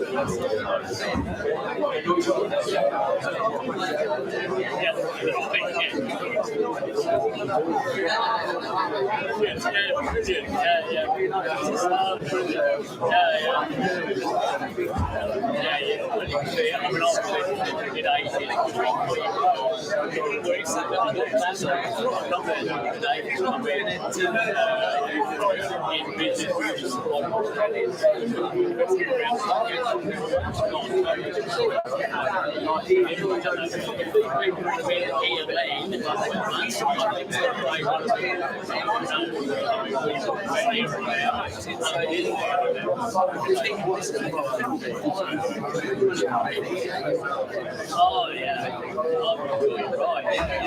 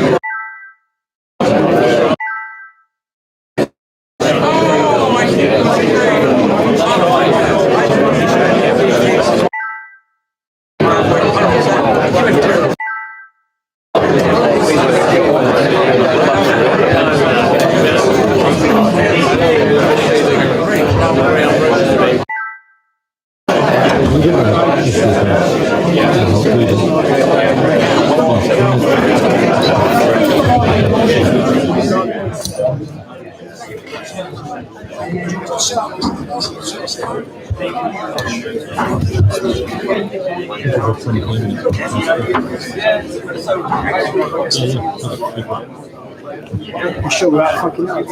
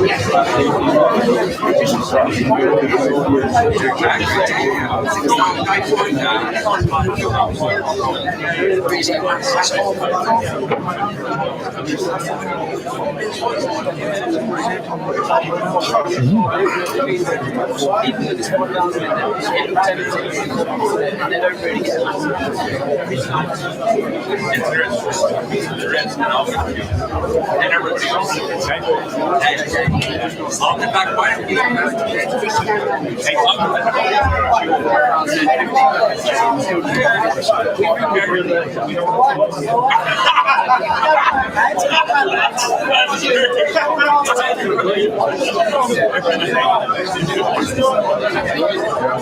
There we go. We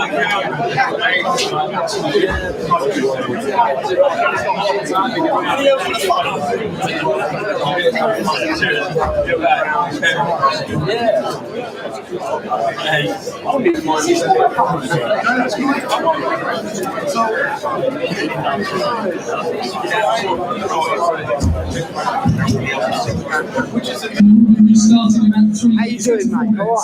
So make sure you get yourselves a beverage and take a seat. 24 minutes when we start. How are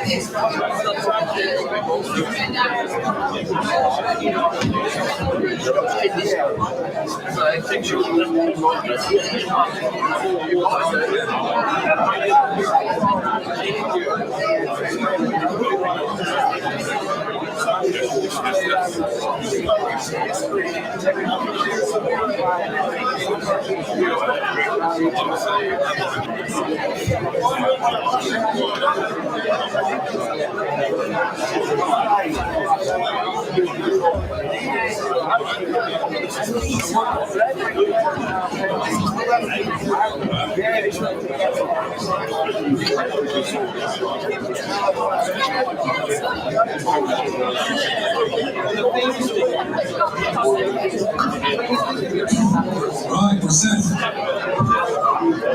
Open up any of your questions now. Everyone grab a seat.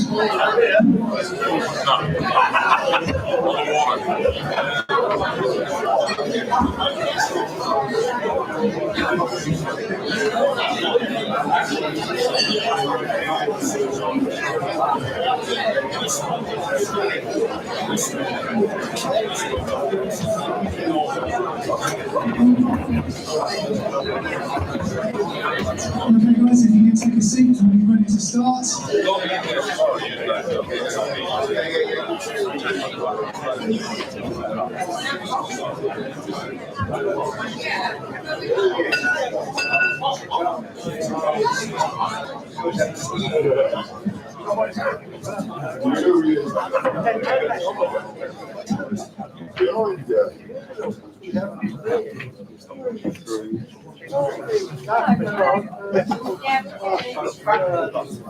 What's up, buddy? Sorry, pal.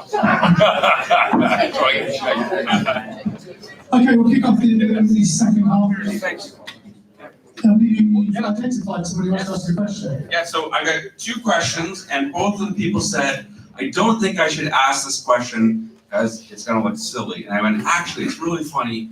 Both questions I totally know. Everybody wants to know the answer. So where's question 1? There we are. Your question 2.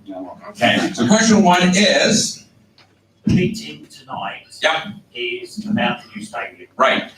We'll say we're 99% sure that. Oh, sorry. Let's start again. The meeting tonight was about the old stadium and the new stadium. And I believe consensus-wise, I don't want you to feel you're ramming an answer down your throat. We think we wanted you to go with us along our journey, but I agree, we're talking now about a new stadium. You've already identified 3 places. Correct. Council know the 3 places. Correct. The investors, the planners know the 3 places. We are fans for life. Why can't we know? It's a great question. So, right, exactly. The answer is, we're not paying the bills in the new place, is what he said. Is right now, it's really not up to us to say it. We don't have a definitive agreement. We have a wink and a handshake that says, we do this, you do that. We're driving down a good path on agenda item number 1 or customer number 1. Customer number two has certain things, then they're more private sector, not private. So there's a negotiation going on. I have to tell you, the people probably most disappointed to hear how the fans have chosen tonight are probably going to be the Devaney's because they just lost a whole lot of bargaining power.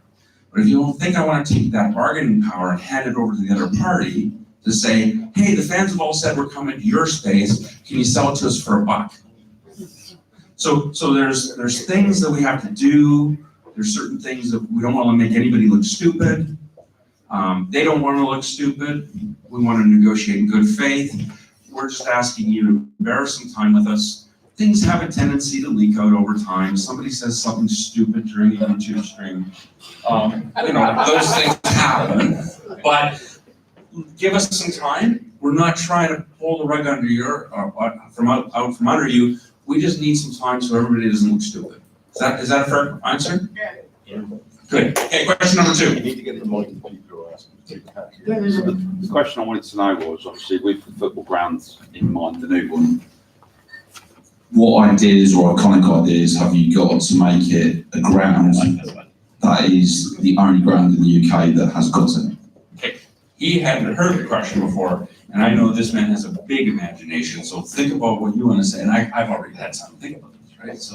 So I mentioned this to you about a year and a half ago. Again, I don't think this is a US thing at all, but there are certain things our colonial cousins do really well.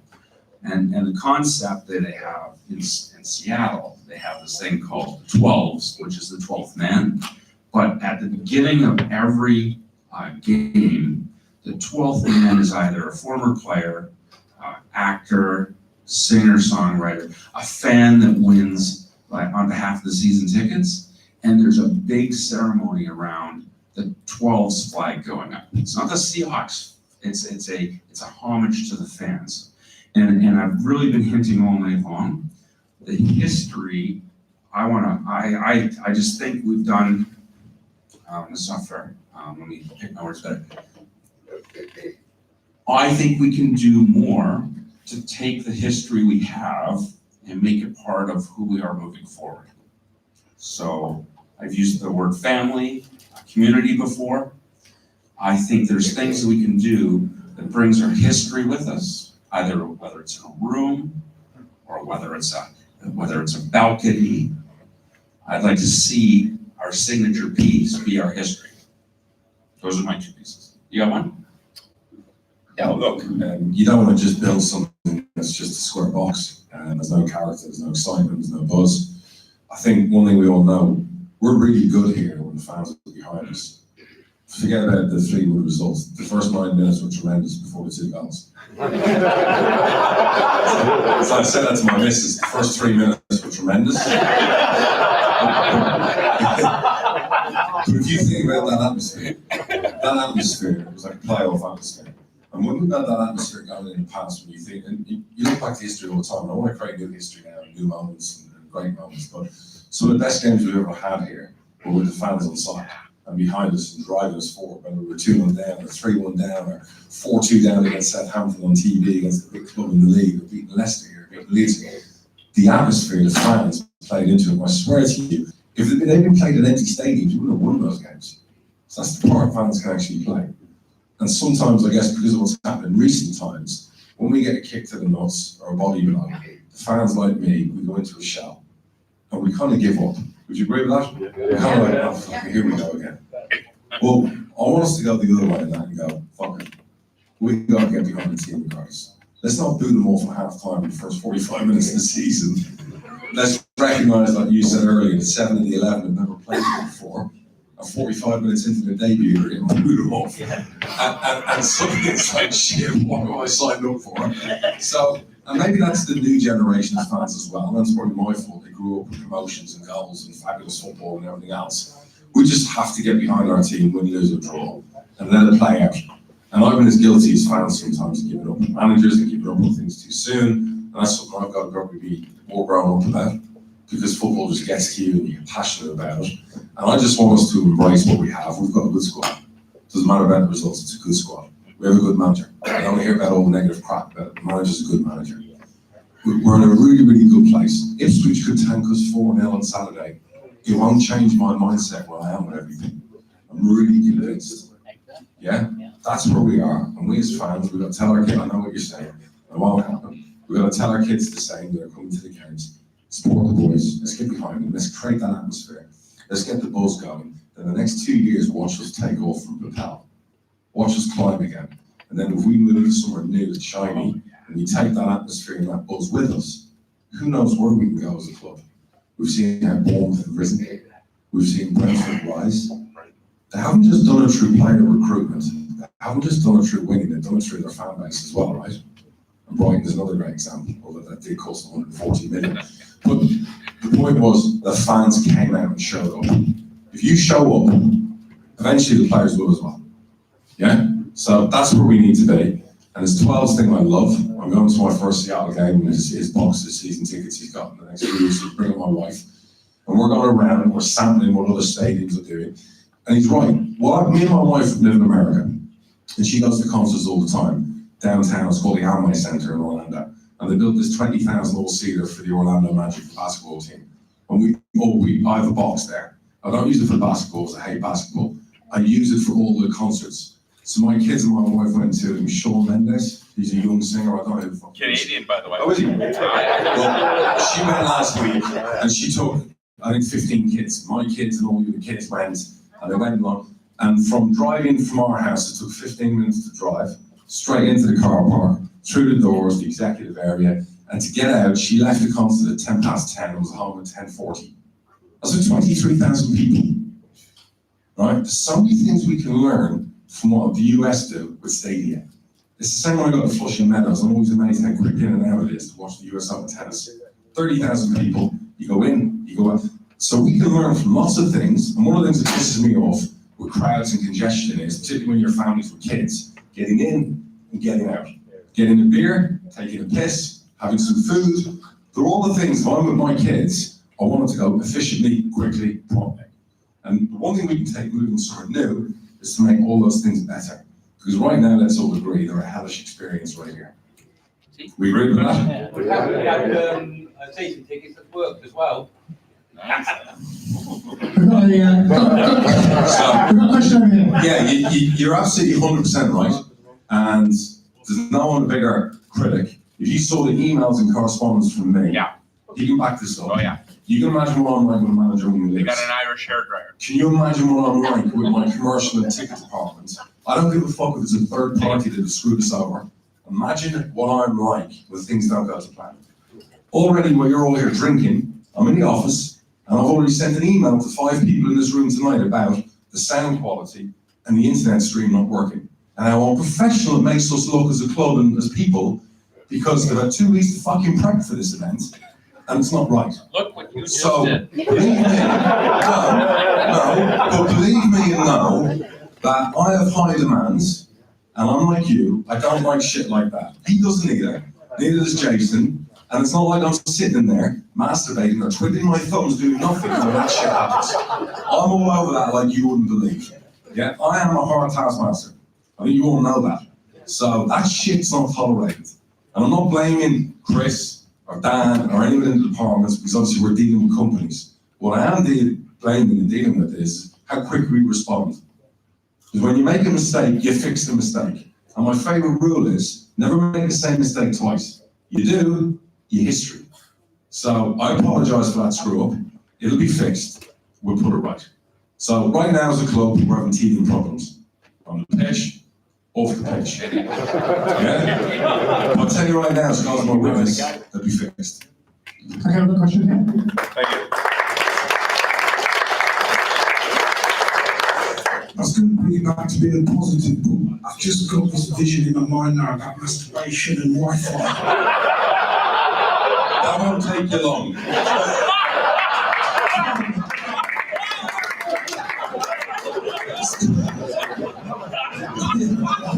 I'm lost, sorry. You spoke about community, next generation. What I would just like to say, whilst the 2 of them are in here, the single biggest thing you've done since coming into this club and moving forward is the schools initiative. It's been absolutely super.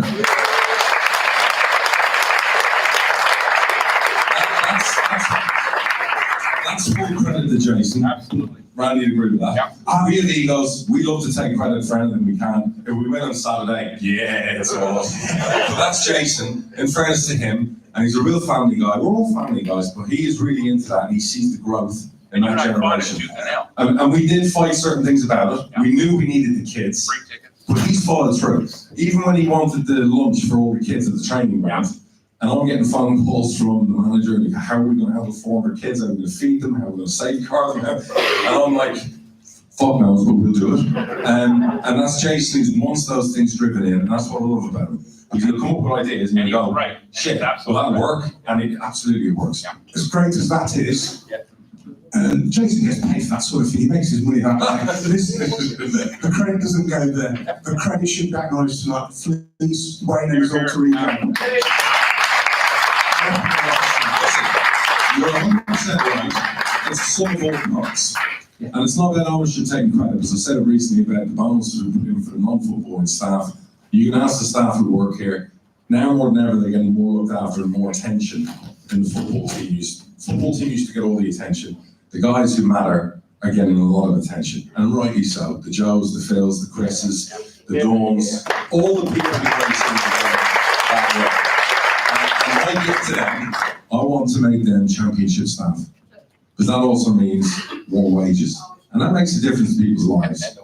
And a window. Yes, correct. My question is very quickly on that. So, a couple of us here represent the actual youth clubs now that you are partnered with. Yeah. Great for Schools initiative, we can see it continuing. How do you now move that forwards into the local youth football clubs so that we find the next Harrison, etc., and we grow them here? But one thing that really kills me at training when my 11-year-olds turn up is PSG shirts, is Liverpool shirts, Man United shirts. We started to get more posh shirts. Yeah. And that's massive. That's massive. You know, you look at the mile radius of where we're visiting schools and we're going out. We want, like I said about Norwich and Norfolk, and it's a real Norwich hotbed of football, the support from the youngsters to the old people there. We need to be the same here. And we need to stop the export of fans that leave here on Saturday and go off the top of Arsenal and Chelsea, and who are buying their kids these strips, who are moving from cities here and the kids are fans of other clubs. It starts with school programs and school initiatives. It starts with the youth academy. Now, Kieran's back running the academy, and one of his big things now is local lads and local talent. It's not just about recruiting from afar and finding the Leos of Power League or getting the Jermaines from Arsenals. It's getting the Harrisons who've been with us since they were 6 and 7, and on those playgrounds and that talent. So there's time, there's investment, there's vigour in what we're trying to do, and there's a real bit of momentum behind it. So we will push it. In light of the mic, Dawn has got a mic over on that side, so if you're sitting near Dawn, put your hand in the air if you want a question. If you're over here, like this gentleman here, I can pass the mic over. Thank you. I've got a mic. So my allegiance is slightly north of here. Second is Peterborough. I missed that one. What did you say? My allegiance is slightly north of here. We don't understand that George Boyd could actually see. Not Forest. Yes, yeah. But the one thing I do find is, for you, since you took over, is you clearly are prepared to punch way above your weight. Sure. As a club. Quite frankly, you're unlucky to be out of the championship. I have no doubt you'll get back there. Thank you. And I have no doubt you will produce a stadium. Appreciate that. Thank you very much. Really will. I'm a Forest fan, that's brilliant. Thank you. Appreciate it. And I still do. Thank you.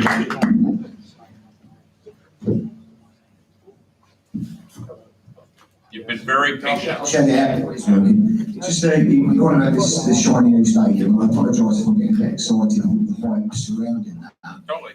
But as people that frequent stadium in America, looking to use the stadium here for other things apart from football, knowing our weather as a real statement, and a stadium that would stand out from, I believe, every other stadium in the Football League, would a retractable roof be an option? You know, it's a brilliant question, and I'll jump in there. If we were in the Premier League right now, I would push for that financially, because So I think you're right, it would have a hook. And it would have a hook a lot more than a lot of other clubs haven't done it, but it's the cost of putting that in. I don't know the estimation, but I would imagine that would add 70, 80 million to the process, minimum. It would probably cost more than put that in to build the bloody stadium. But you're absolutely right, it's a brilliant idea. Can you imagine how much more you would bring in by having that retractable roof? And that was the idea of having a small... In Wales and Wembley, how many times that general roof? Yeah, no, 100%. I mean, I get it. Yeah, the expense to go to, but not a bad question. So there's new technologies. Oh, so first off, let me say as I'm answering, no, there's no retractable roofs up there. So let's just get that out. But there's a lot of technologies that we're looking at that are like Mylar, Kevlar, and a lot of the nylon that you can cover. So again, the place I used to support, as a fan in Newcastle, you're always covered in St. James, but the players get the deluge, right? I'm okay with that. And we can use plastics and thin materials now, but I'm actually more interested in covering the fans before the experience. So one of the things we looked at very seriously if we were staying here, was there a way that we could, maybe put a car park in the green space by the trains, you walk across a bridge on cobblestones, and there's 2 tiers, and if it's raining, everybody can drop down to the second tier. And so I'm actually more, and we're big fans of the fan zone. Sure, I'd like to see us look after the fans' pre-game experience, so that we actually have people wanting to come down to the grounds, maybe watch the early game on the telly, grab a beer. And some people in the States, again, these people are not, I'm not holding them out as the icons, but they do some good things, okay? Tailgating? Tailgating. Why would you tailgate in the rain? I totally understand why that is not a culture here, right? Texas, there's nothing else to do. So, and it's sunny. So, but my point is I think, wouldn't it be cool if actually some posh fans came down, had a pint, watched the TV, was part of the fan zone and said, today I don't want to go in. I know we don't want to hear that as owners, but that whole community thing. So I'm more interested in covering them than I am actually the stadium. So. Okay, any further questions this side? In terms of the stadium, after tonight, what happens next and what are your key milestones? Wow, good question. Guess who's the project manager? Exactly. Key thing is get the city over the line. When I say that, we are not telling you the city has been the problem. I said this in Spain, so did you. It is amazing how the little bits have really hurt us, like who owns what piece of a car park, or who's getting this piece of rent, and who's the new landlord for this, and contracts in place. And so we're stuck in the little bits. And again, as we talk about how to turn a 3-year project into a 6, you add bureaucrats, right? So it's not their fault, there's rules. And this is a community trust we're talking about. And the land we're moving to partly could be a community trust. There's all these pieces. So keep moving both parties over the line, just to get this piece done. Then get to a place where we can sign whatever we need to sign with somebody else to get announced as quickly as possible what the next plan is. When the next plan is announced, I'm not going to be allowed to talk to you anymore. I'm supposed to go do a job. I think if you want some steps, the big thing obviously Saturday is the pre-MOU for the deal. The deal then gets executed within 6-7 months. Then we become owners. Then we go through the process. We've already got consultants on the payroll that are working for us, the company that owns the stadium, which is us, about feasibility studies for here and for moving. We're having conversations, obviously, with third parties about the land and the possibilities. And then we'll put a budget together and a timeline together with the aim of, right, let's go raise that money, let's have those deals signed off, and let's release it to the fans. Because the fans are the ones you need to know as quick as possible. So trust me, every step of the way there's positive in that. What we don't do is tell you the negative shit. And unfortunately in business and in deals and in everything else, there's a lot of negative crap day to day. One day a deal looks like happening, the next day it's off. It's the same with transfers, I guess. It's like that in life. And if I was to keep you updated on all the steps and all the way, you'd lose faith very quickly. So it's kind of why sometimes we don't tell you as much as we'd like to, but we will when there's good news coming. Yep, 100%. If you stayed here, what would be the capacity of London Road? Less than 18 at the moment. Could be 16 and a half, 17, which will take us out of the spectrum of big events. This week in the Evening Telegraph, there was some details about an access road over this way. How does that fit in with what your plans are likely to be? So, okay, let's all suspend reality for a second. So if the land at Riverside happened to be embankments, and if embankment involved making somebody happy about a city, university, and if there was things that that particular group of people that needed a university and some other public good buildings would require, an access road would be super easy. If we're not talking about that land and we're talking about somewhere else, and a couple of private sharks meet with a couple of other private sharks and we do a private deal, then we have to go talk to somebody about access roads who has no skin in the game or no horse in the race. This access road is not being proposed to be, I don't know whether finished or started until 2023. So this is what I enjoy about moving from politics into the private sector, is by the time we've actually thought about it, done something about it, completed it, they're still doing feasibility studies. So I think we'll be okay. Okay, you got the mic in the back, Sam? We sort of heard about the fact that you can bring investment in. We talked about how you'll fund the new stadium. There seems to be a theory here, and I have no problem if you make money out of this. I really don't care. I'd love you to make money out of this. There seems to be a sort of a theory that if you're making money out of this, and I don't know whether Darragh would agree with this, or if you're not losing money, you're somehow a bad chairman, or the football's going to suffer. Surely, if you're making money out of this, this means the company's going to grow, the football's going to grow, it's a good thing. Do you have to put in millions of pounds every year for this club to be successful? Or would the ideal be, which I think is what you're saying, that this club starts funding itself? Correct. Well, self-sustainability has always been one of my goals, hasn't it?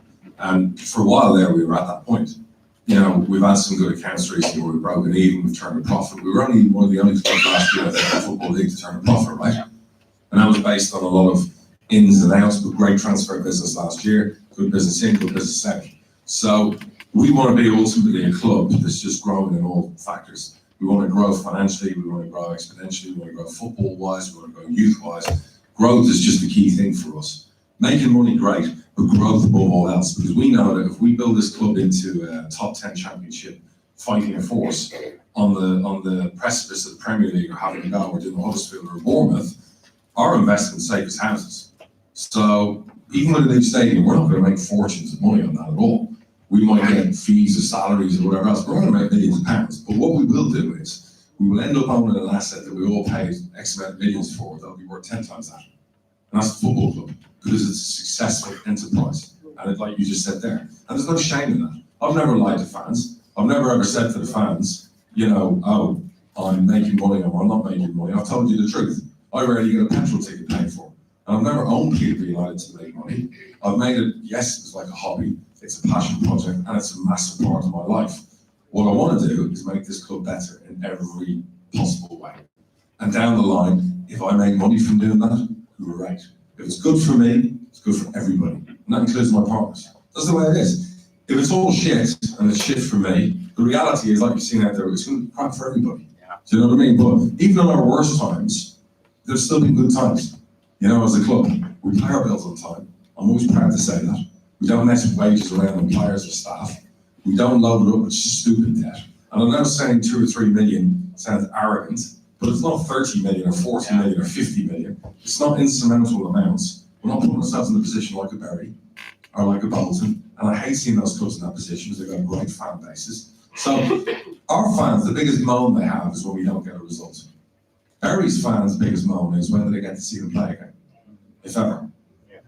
Bolton's biggest moan about again is are we going to be in League Two next year for a club that size? So that's your biggest moan at the moment, is not winning football games. I think you'll take that, right? Compared to what a lot of other fans go through. So what we're trying to do is move us into the 21st century in so many ways. And what we're planning to do will make your experience better. It will also make football good better. I'm just going to add, go ahead, give me a hand for that if you want. I'm going to add that obviously when we came on, there was a lot of concern. We've got an Irishman and 2 Canadians walk into a bar, right? Like that was I saw that, right? And you guys didn't know who we were, and the only way to help with that was transparency. And so we hope that what you've seen over the last 2 years with the new partners is the kind of transparency you expect from the chairman and what you've had.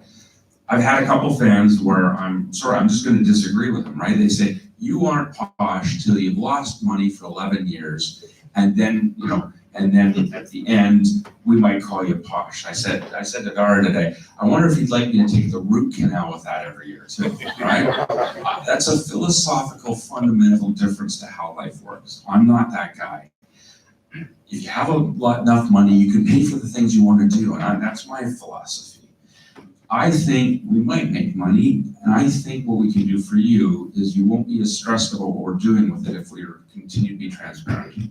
So if we continue to have these kind of things, we continue to talk about it, we continue to talk about corporate governance, we want to show you the books, because again, part of that it's not just the fans, this guy has to go and negotiate to get players.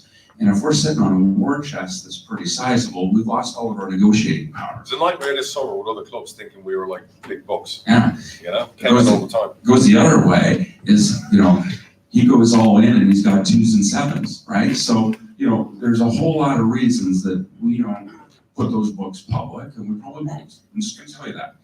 But if we make some money and we're along the way, I hope we're just transparent with you. We have these forums, ask us if you're concerned.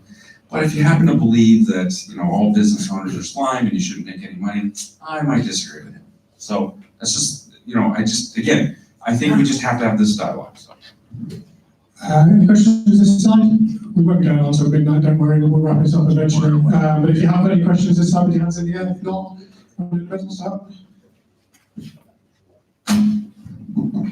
Just a quick one. As I understand it, currently there is a covenant in place covering this site. What's the meaning of it, or the implications of it? It's a super broad question. Covenant is super important, and a lot of you understand the legislation more than I do. That I'm going to use the Canadian word of community trust. So the field is considered community trust, and the city will sell us the property as long as we fulfill the requirements of the community trust. If we move, we would still have to fulfill the requirements of the community trust. So we can have the land as long as we be nice and play fair. We can move to the other place if, as again, one of the 3 people we're negotiating with, if we be nice and play fair. So moving to the one of the 3 spots, the embankment that the city owns, would involve meeting all the requirements so that the covenant could move from here to there. Or if we stay here, we still have to meet the requirements of the covenant. But good news, that's all been negotiated and the city's happy with our fulfillment and treatment of the covenant. There's a question at the back, I believe. Yeah, that's me. Just a highlight surrounding. If we build a new stadium, will we take Chris with us? Well, I think I've been really clear all night about community, history. How can you not take Chris with us? How can you not take Chris with us? I think I'd get run out of town if I said no. No. I mean, I'm adamant that community and history is really one of my big things about. And I'm saying all three of us are gonna have things that we want. So when I'm saying I want that, that's like, as we talk among the partners, my focus is, community and history. Jason loves the youth project, and Darrell loves buying really good football players, right? That's it. So we're all gonna wanna bring something to the table, right? I just asked another question as well. Obviously, you're quite adamant in your way of thinking that you're going to build a new stadium. Would it be possible to buy, as a fan, a brick like they do at King Power Stadium? Absolutely. Yeah, I don't understand that program, so I gotta turn it over to you. I don't know. When you knock this down and take a brick with them, we'll definitely sell it to you. Probably be a grand a brick.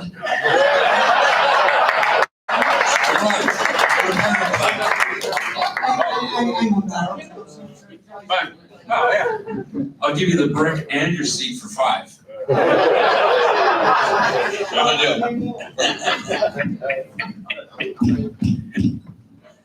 First of all, tonight, Randy, you started the conversation with whether it was going to be staying here or moving. I think first part of my question is, were you both surprised at how many people wanted to move and how many people wanted to stay? Because I certainly was, despite being glad to see that we were moving to a possibly better stadium. But secondly, even if we do move, I think a lot of people do have a lot of affection to this stadium and respect to it. So whether it's you two maniacs 36 months or Captain Sensible 6 years, can we expect to see any investment in the current London Road before we move? I mean, to be blunt, the answer is absolutely as little as possible, right? I mean, we got a hole in the roof from the windstorm last week, right? We spent 40 grand on the roof of the probation office for the concerts because the rain damaged that. Yeah, exactly. On a shit building, And then some people had the audacity to bring the two of us, wrong two partners, right? Because when are we out of here? Hell, 12 months, right? We said 12, no, 36 months. So imagine putting the brand new sports bar, restaurant, we got that build project, and the return on investment was 6 years. So what did the two of us do? Yeah. Fuck off. And so it makes no sense. We might as well keep the money for the new place, right? Yeah. But we also know we can't have the fan base here drop from 8,000 to 2,000 because the toilets suck. The queues are always horrible. The Wi-Fi don't work. Yeah, I don't even know how you buy it. Speakers are crap as well. I think the start of a joke is, so I went to London Road End and tried to buy a beer, right? But so there is stuff here that is just tough, and we still have to get the fan experience still here is super important. So we're not going to spend zero, but we're not putting the retractable roof here. Oh, wow. Okay, so are you buying this ground regardless then? If you're going to move, you're going to buy this anyway, yeah? Okay, that's cool. And one thing on the field, you mentioned, or you hinted on Twitter that you might be getting another striker. May. Yeah. Possibility. There's still business to be done. But I'm guessing you've got, from what you said earlier about Rodden, we've got to get rid of. Yeah, financial fair play is, we had a couple of acquisitions to make and we needed space. So we made a bit of space and I'm just waiting for a little bit more space to be made to make a couple of signings before the end of the month. Nothing to do with the 3 results. One of them's been planned all summer and the other one will strengthen us. And yeah, so there's still a couple of things to come. Who? Fuck off. Okay, we're going to do 5 more questions. We're going to take one question here. We're going to take one question from the lady there who's got a hand in the air. We'll do you first because you were first. Darryl, with obviously the majority of people in it tonight, I would say probably season ticket holders. Yeah. With that in mind, and the new stadium, I know one big thing that matters to me is actually where I get to sit at the new stadium. Will the season ticket supporters be considered in that when the move happens? Massively. I think you have to, without the right way of saying this, without isolating new people who are buying season tickets and becoming fans and whatever else, and upsetting the masses who don't buy a season ticket, I think there has to be a certain amount of loyalty to your hardcore fans who've been with you through the shit and the good. So I would definitely say with the partners, we sit down and go, right, this is the stadium, these are the VIP seats, these are the different types of seats, the tiers, whatever. We've got 4,000 people who always buy season tickets.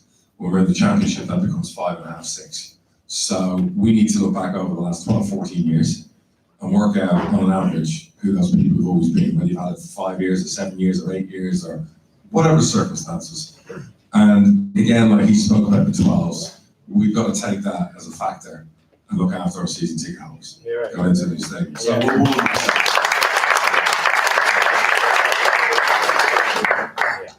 Darragh, how are you? I saw you at Ebenezer's Right, and with Darren, right, and you said, "This is my last manager." yes. Can you just elaborate on that? You know, we've lost 3 out of 3.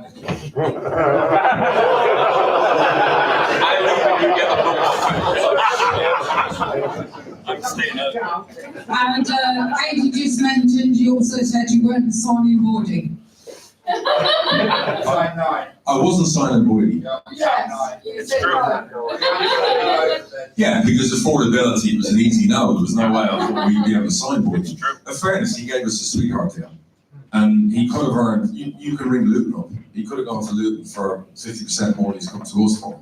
Now, he hasn't come to us for nothing. He's expensive. And he has to pay us back for that. And he'd be the first to say, not yet, but it's coming. So, yes, we've lost 3. Would you like me to sack the gaffer? No, I'd just like to explain Right. why you said Darren was my last manager. Yeah, what I meant by that is that I have fired too many managers and I've reacted too quickly.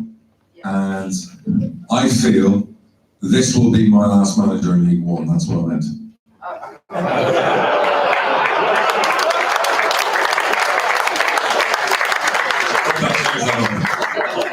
That makes sense? That's 3 questions. Sandy, before you say that, you can appreciate when he said that publicly, Jason and I had a meeting. Good evening. It's not actually a question, just a statement. For those who love Chris Turner, Brandy had the pleasure of meeting Lynn today when we was with him. And one of the questions she asked, if when we move, that Chris's ashes are also moved. Brandy assured her that they would be. She knows exactly where they are, at the end of London Road. But she asked for that to be mentioned. No, listen, we're going to fulfill all obligations to Chris, his wife, everything. Okay, that's great. Brilliant. Thank you. Don't worry. Just one thing I did touch on.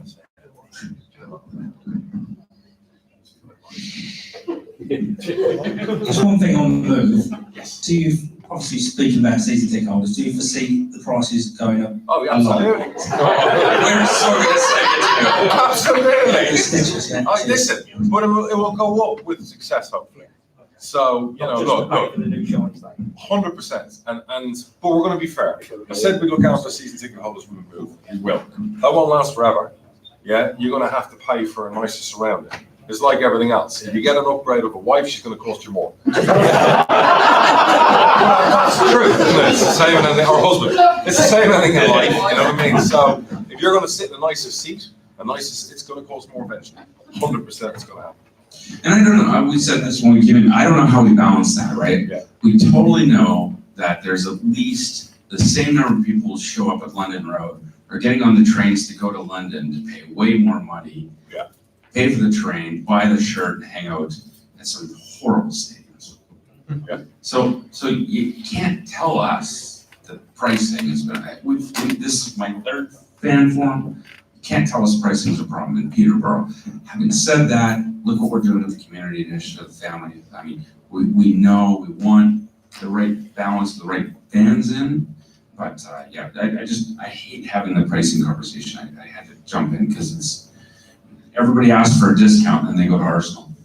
Yes, and it's absolutely true. We want to look after season ticket holders. We don't want to make it unaffordable for kids. We don't want to make, and people go, but you give free tickets out. The free tickets is a method to the madness. There's an income per head on every free ticket we give with schools and kids that we make up. and you'll see it with the new season tickets. Swanee put out the numbers of our season ticket increases. And what I was really adamant about was making sure that people saw the revenue increase, because a lot of people thought, well, our season tickets are up, but half of those are free. That's bullshit. Our revenue financially, which means financial, was also up like 12%. So, you know, revenue-wise, this is from new fans and us, we're doing better. Yeah, correct. But we have to make the experience better. And if we're going to charge in the championship 40 quid a ticket or whatever it might be, we've got to make sure it's a Rolls Royce experience when you come. And that's the whole idea of a new stadium. But we're not going to do it at the start. We're going to be very mindful that everything's growth. And you don't spurt growth by basically killing people at the knees financially. On financial fair play, like you drive the ticket price down, that drives our ceiling down. Yeah, So- correct. And like I said to you earlier, I have had, like I said to you, sleepless summer trying to fulfill deals because of financial fair play. Toughest one I've had yet.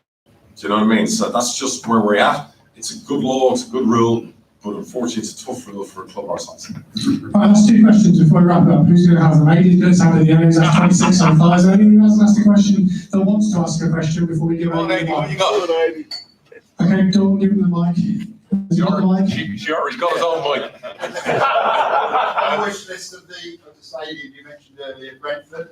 Yeah. Can I suggest that we have it like their old stadium with a pub on each With a floor? full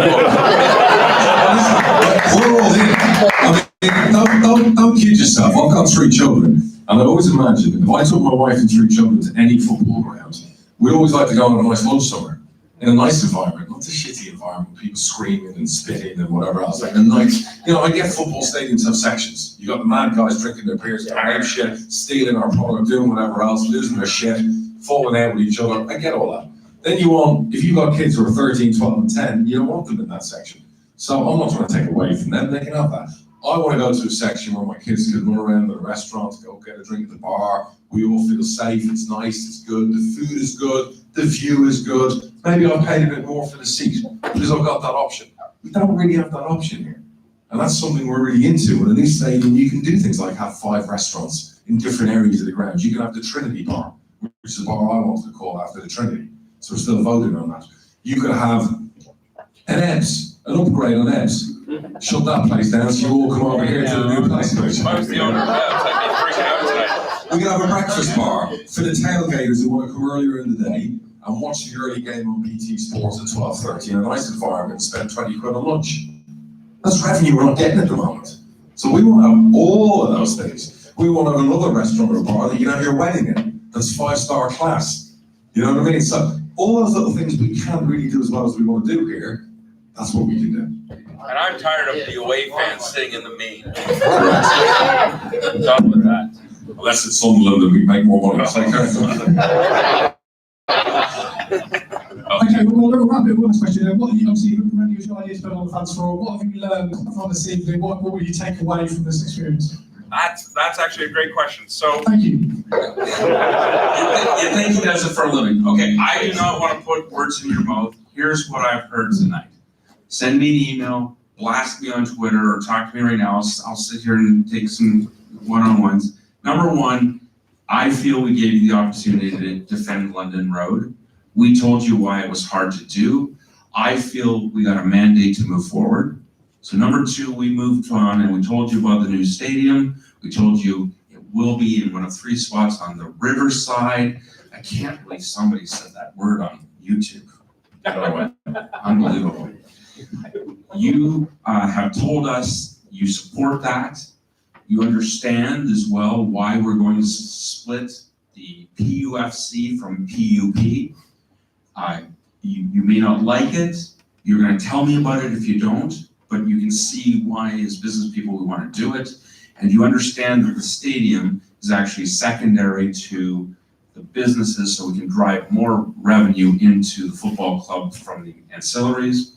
And we're not going to put ourselves in a position where we get driven underground by the stadium. And I also learned I had a lot of fun today.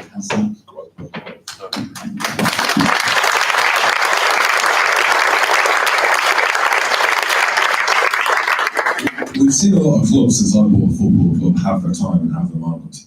And we've got a few moments over the years. It's time for another moment. And maybe it's time for our main moment. And I think this is a golden opportunity.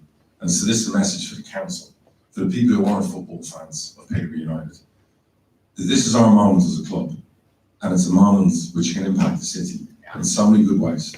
It can impact your lives in so many good ways. And it can definitely have impact in the Football League in so many good ways.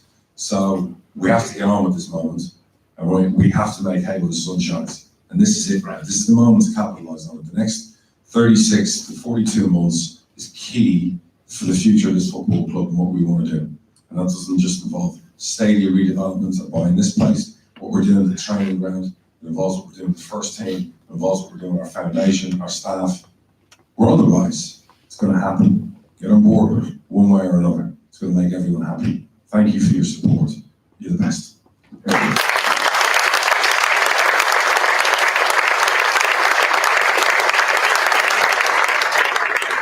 Stay warm, everybody.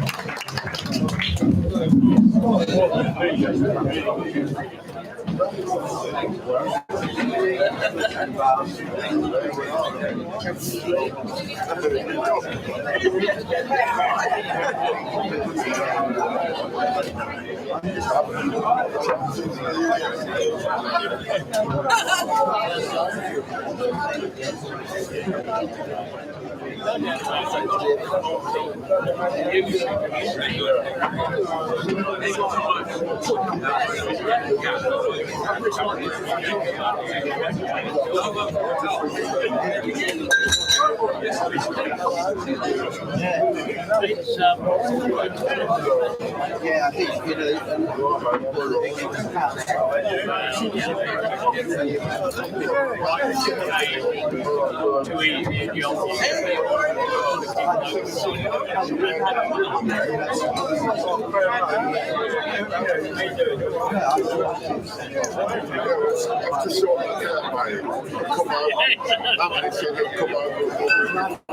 that'd be good. Yeah, that'd be really good. There we go. Yeah, I'm sure when you're free. Right, okay. She's supposed to go in Tuesday, Saturday. No, she's got to train me. Oh, is she? Yeah. Right, okay. She's only got a one day. All right, well, I'll see you Tuesday.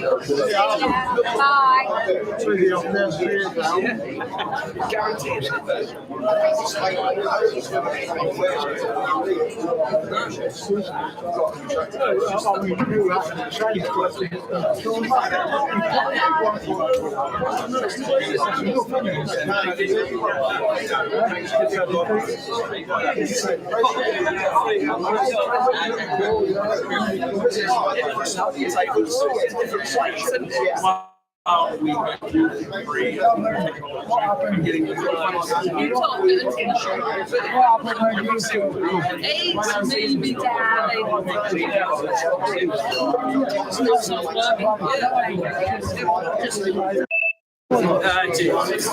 You're right, Phil. Yes,